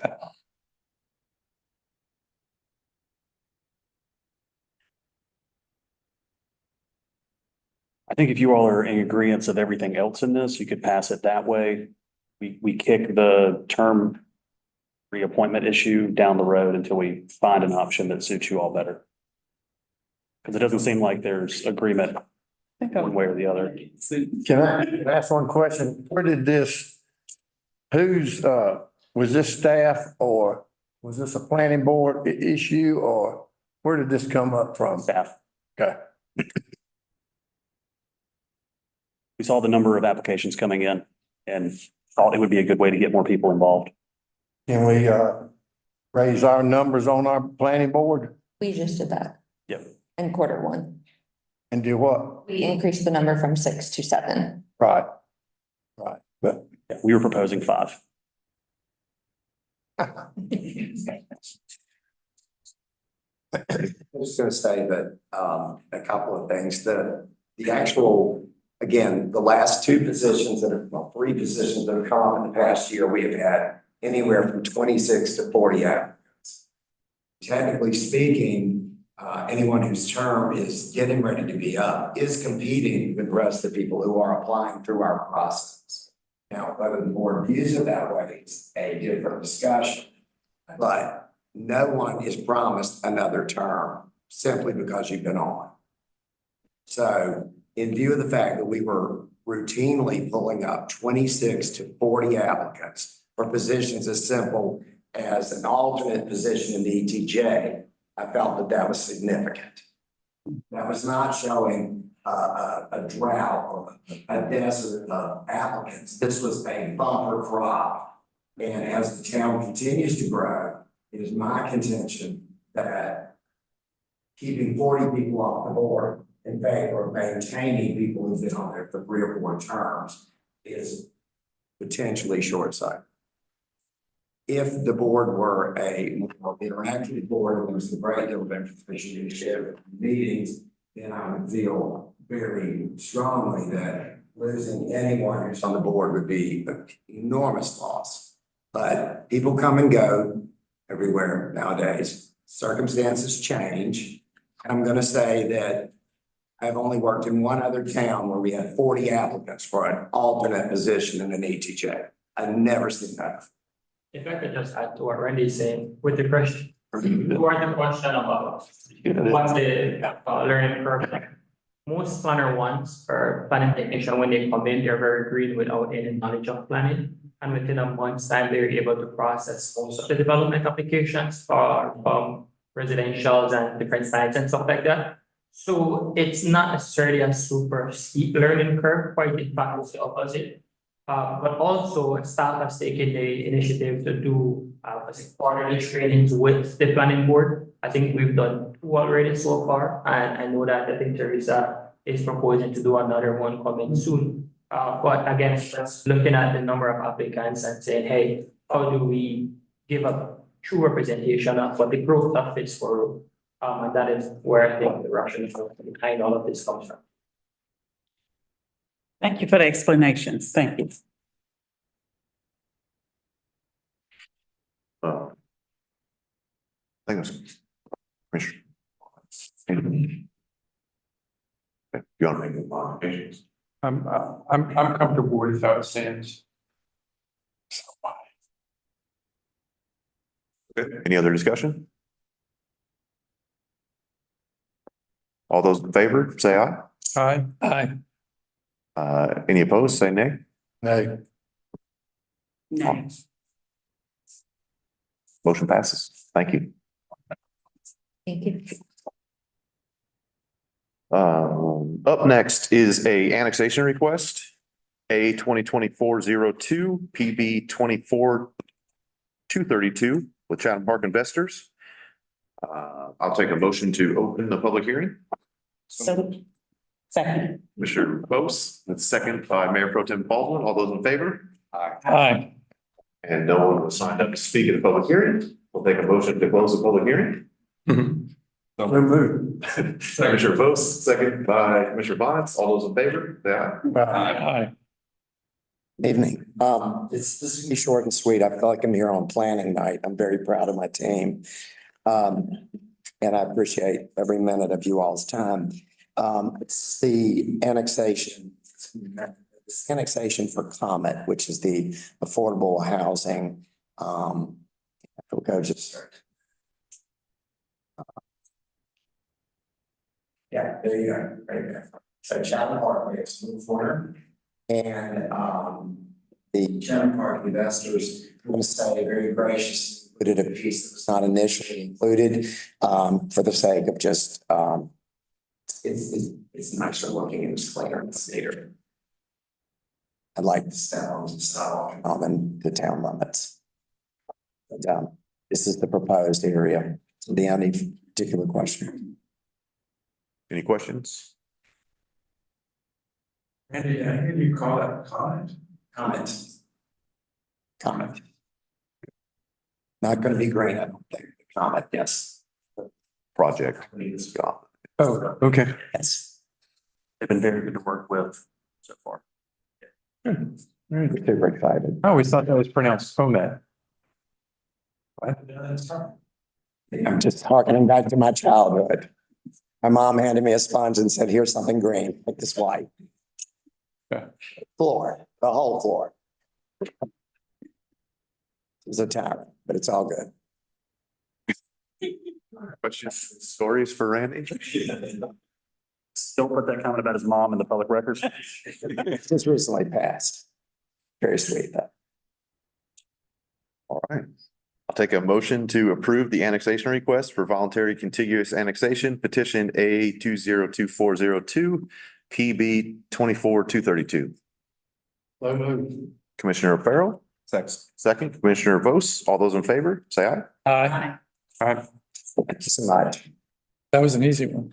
Up next, another public hearing for PB 24140 preliminary plat for Chatham Park Investors LLC, section 7.1, phase 3. I'll take a motion to open the public hearing. Mayor Pro Tem Baldwin, second. Second. Commissioner Vose, all those in favor, say aye. Aye. All right, motion passes and no one has signed up for the public hearings. I'll take a motion to close the public hearing. So moved.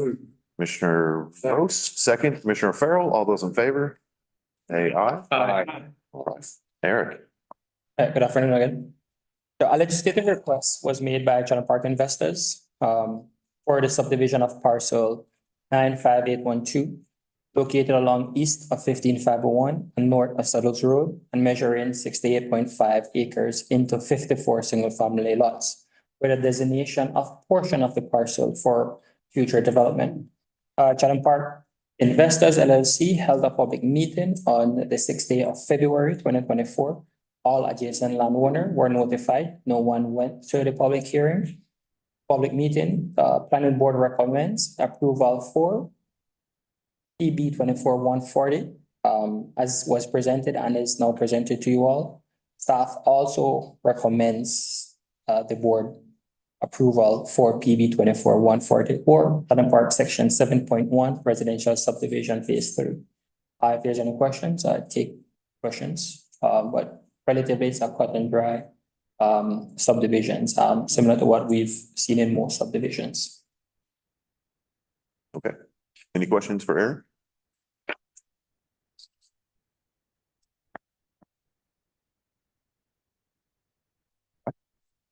Take motion to approve the preliminary plat for section 7.1 phase 3 of PB 24140.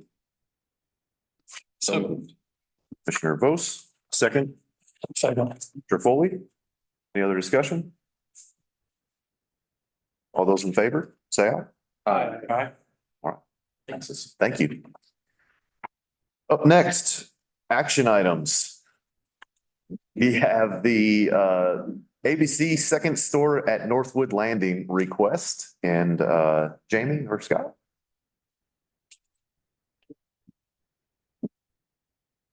Action. Okay. Thank you for having us. This is our GM, Scott Cox, who I believe has met with you all before, but I'm Jamie Fiocco. I'm the chair of the Pittsboro ABC board. And thank you for having us on tonight's agenda. We just wanted to ask you to show support for the second store for which we've applied for at the state level. And we'd love to have that resolution. Does anyone have any questions? Just give us a reminder of the timeline. So we are on the July agenda for the North Carolina ABC Commission, which is actually Wednesday. That's their monthly meeting is Wednesday. So today is the 8th, Wednesday is the 10th. And so if you did decide to approve of to pass this resolution, we would send it on to them tomorrow morning and they would just have it in hand for their meeting. It's not required. We have all of our materials in. It looks good, but we just thought it would be nice to have the support of the town as an additional feather in our cap. And the location for those not aware is right next to Lowe's Foods. That is correct. It's Northwood's Landing. It's Suite 110, which is directly to the right of the entrance of Lowe's Foods. It was a location that we had looked at and hoped to have access to about 18 months ago. And it was snapped up and the current or the tenant that signed with the property owner backed out. And so we got a second chance. And so we feel fortunate that happened. It is a really good location for for an ABC store. All right, any other questions? No question, just maybe one quick comment. I was the remaining money from the restricted capital fund, where would that go? Back into another restricted capital fund? Another store? Well, I didn't pay you to bring that up, but you may pay me. Well, we appreciate it. So we have, yes, we have a short term and a long term plan, and that we hope to not use all of our money to set up this second store. We have a third location beginning to take shape, and we would like to continue or actually reinstate the 60-40 agreement where we pay you each quarter our distribution, and then at the end of the year, all the money after our audit, which has not happened, the year has ended, but the audit has not happened. Last year we gave you everything. But in years past, we had retained 40% of that to put towards, capital expenditures for planning. And so we would like actually to ask to reinstate that understanding or that agreement. I don't know how much money we're talking about. If it's $60,000, we would keep 24,000, for example. But again, I don't know what that money amounts to this year, but it is our hope, regardless of any new, reinstatement or understandings, that we would be able to keep that money for the money market account to put towards additional future endeavors. My feeling is that it's a long view, that the more money we can invest into new locations that can make more money for the town, we all win. It might take 3 years to realize that, but it is a long-term look at it. Of course, it is all your money and you can have it at any time, and we exist to make money for the town. Right. Sure. So long-term, big picture goals, I know this is a lease agreement and evidently it's a pretty good deal. Correct? Yeah, which we don't really want to talk about details at the moment, but. Are you planning on building? The most successful retail businesses own their own building. That would be our ultimate goal. Yeah. Okay. That was my question. Yeah.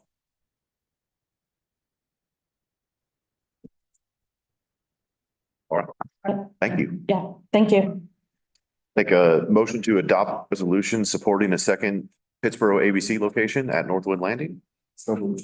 Commissioner Vose. Second. Second, Commissioner Farrell. All those in favor? Aye. Unanimously. Thank you. Thank you. Much appreciated. Okay, up next is appointments to the Parks and Recreation Advisory Board.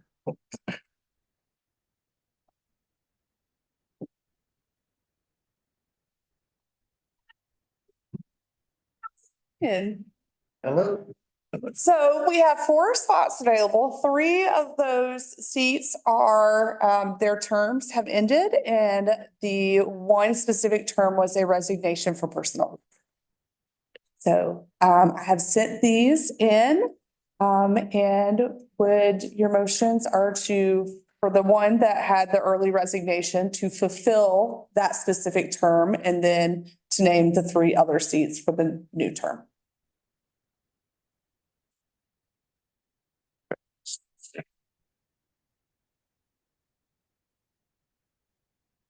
Any discussion?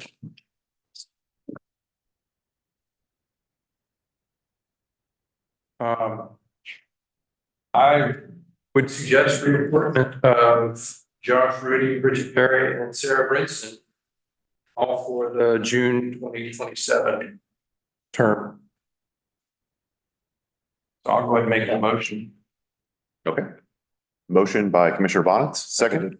Commissioner Vose, any discussion? All those in favor? Aye. Okay, and then there's the remainder of the term ending June 30, 2026. Correct? And for that person, we had so many really interesting candidates. We have an abundance of opportunities here. I was especially intrigued by Rebecca Young. And so I'll go ahead and make that motion for her to fill that term ending 2026. Thank you. Is there a second? A second. Second, Commissioner Foley. Any discussion?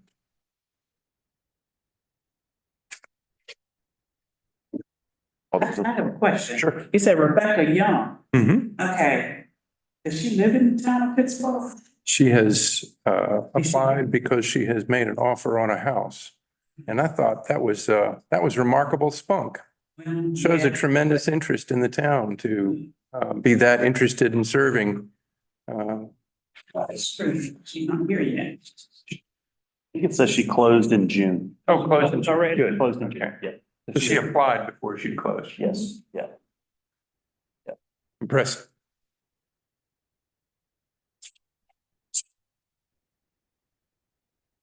I was also intrigued by her master's of public health, her master's degree in public health, and her bachelor's degree in environmental studies and recreation.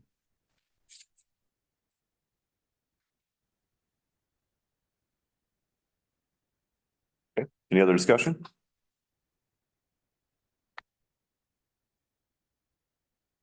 All those in favor, say aye. Aye. Aye. Any opposed? Say nay. All right. Thank y'all. All right, up next is a request to approve the preliminary plat application for PB 2492, which is Madison Ridge.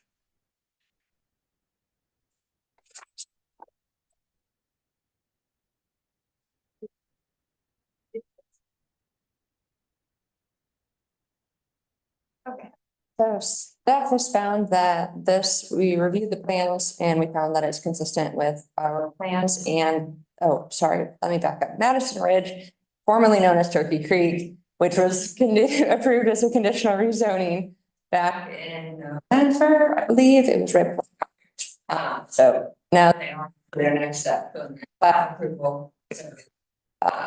Staff has reviewed their plans at length and has found that they are consistent with the UDO and their conditions listed in the conditional rezoning. And the applicant has a presentation for you. Okay, thank you.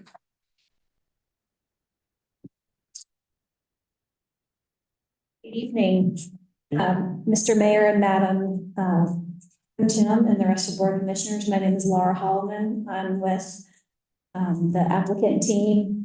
My address is 621 Hillsborough, Suite 500 in Raleigh. I'm with McAdams, and also joining me tonight is Tyler Probst and Kate Murdoch, also with the McAdams team, and Jeremy Medlin, who is both the property owner and developer with Greenhawk. So it's a pleasure to be here tonight, even given the late hours. So I'll be brief. And I don't know how staff gets everything done because y'all have been busy with your own work as well as developer work. So that's a great job. Next slide. What I really want to do is just kind of reorient you to exactly what we're discussing here tonight, which is the residential portion of, as Jenna said, which was the original kind of overall Turkey Creek, which included both residential, non-residential, industrial, as well as highway commercial there on Mount Zion. We talked about when our rezoning was approved back in November, how our first phase is going to be the yellow portion there circled on the screen, which is the residential, and that's exactly what we've done. We've wasted no time submitting the preliminary plat and working with staff. We had a neighborhood meeting where only one property owner couple showed up out of Potterstone Village, and they were very glad that the plan hadn't changed, and we were just demonstrating how we were proving and acting on our word with exactly what we said we're going to do is what we've done. So just to remind you some of those things that Potterstone Village appreciated and continued to appreciate was the 300-foot building setback, from Potterstone Village. We've got stormwater control measures, but that's it. And then we've got that nice stream buffer, so it really creates a nice transition area that they've appreciated. The greenway also gets built along almost entire length of the eastern frontage. That easement has already been dedicated to the town that will ultimately go all the way to downtown Pittsburgh. The condition is that 80% of the COs issued within residential, the greenway will get constructed at the developer's expense. So that's not something that the town is paying for. Also, we talked about a zoning condition that also that 10-foot greenway along Moncure Pittsburgh Road gets built. So we're starting to create that connection down to Moncure Pittsburgh that will also ultimately go across the street to the town park that's planned in the corner. So we're getting walkability, which is fantastic. In terms of next slide. This is the rendering, which pleased to say has not changed. We have heightened and enhanced open space areas, both particularly with the open space area that you see is adjacent to the eastern greenway that I mentioned. So that'll be a public park adjacent to the greenway and have folks an opportunity to have a social gathering place. It'll all be supplementary landscaped and have benches and a gazebo, and that'll all be installed and maintained by the developer and ultimately the Community Homeowners Association. There's 255 total units. The zoning allowed for 300 units, but again, that's carefully planning the developed open spaces and the proper transition areas throughout. But that is a heightened density than what we started with ultimately when rezoning was ultimately contemplated a couple of years ago. The attached housing, which is the light yellow that starts kind of at that 300-foot building setback line, that is classified, of course, as a type of townhome, but it's just where you are connected by a rear storage area in the back so that when you look straight on at the street, it looks like a single-family detached house because they're not sharing walls, and it gives folks an opportunity to have windows on all sides, but it's a more affordable option for a single-family detached house without having, a full yard as well as other upkeep that ultimately the developer and community association would maintain. All the outside of the roof siding, all the open space around it would be maintained by the community association. So there's 101 homes in there, and then the rear loaded townhomes, which Commissioner Bonitz, I loved your talk about in affordable housing about having front porches along front sidewalk and having, this is exactly what this has. You're not going to have any garages. You'll just have the front porches and front doors as close to the street as we can get them. In terms of affordable housing, we committed to 11 units.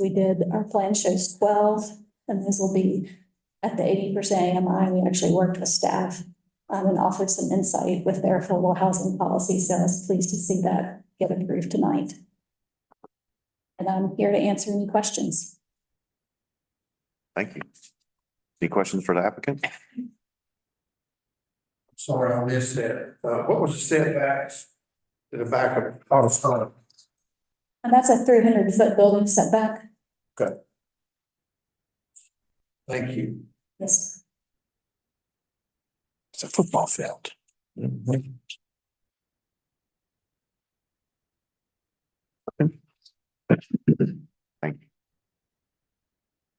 I do have one other comment that was the last minute.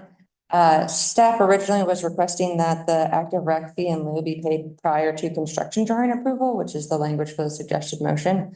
The UDO interpretation is more consistent to ask that that fee in lieu be paid at the final plat recordation. I see kind of confused faces. Are there questions about that? Yeah, you repeat it, please. Yes. So the UDO information as far as the timing of when the active rec fee in lieu would need to be paid is actually would be due at final plat recordation. And that would just be per the video price. That's how the UDO is interpreted. So I had originally asked to have the payment due at a different time. So this is just maintaining consistency. Okay, so you just wouldn't need that part of the suggested motion. We, I'm gonna yield to my supervisors. We just wanted to do it for clarity because construction drawing approval still sort of happens before the actual recordation of the plat, which is when home sites are sold and this is officially. So that's really kind of a better time, or we just thought we'd like to have it included so it's clear. okay, So so nobody has to later. at recording of the plat. Recording of the final plat. You don't mind, that's. But we would accept it at any time. Yeah. Even tonight. All right. Unless I hear additional questions, I'd like to make the motion. And motion is to to recommend approval for the preliminary plat for a 255 lot subdivision located adjacent to Moncure Pittsburgh Road and recommend payment of active recreation fee in lieu be paid prior to construction drawing approval. Prior to recording of. Excuse me, prior to recording of the final plat. I second. Thank you, Commissioner Bonitz. Yeah. Second, Commissioner Foley. All those in favor? Aye. Any opposed? All right. Thank you. All right, next. The board of commissioners would like to hold one session. Motion to enter into closed session pursuant to N.C.G.S. 143-318-11A1 to prevent the disclosure of information that is privileged or confidential pursuant to the law of this state or the United States pursuant to N.C.G.S. 143-318-11A3 to consult with the town attorney to protect the attorney-client privilege, to consider and give instructions concerning a judicial action titled Town of Pittsburgh versus 3M and DuPont et al., Town of Pittsburgh versus Apollo Chemical, and pursuant to N.C.G.S. 143-318-11A5, acquisition of property. So moved. Commissioner Bonitz, second. Second. Commissioner Vose, all Oh, those you make it so easy. stand up. Be there in 10 minutes. All right. Bio.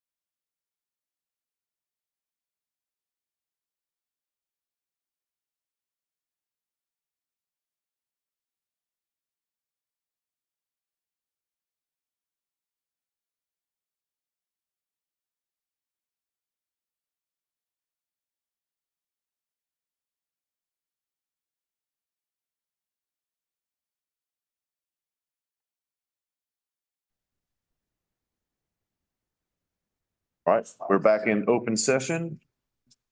And I will take a motion to adjourn. So moved. Commissioner Vose, second. Second. Mayor Pro Tem Baldwin, all those in favor say aye. Aye. Thanks, everybody.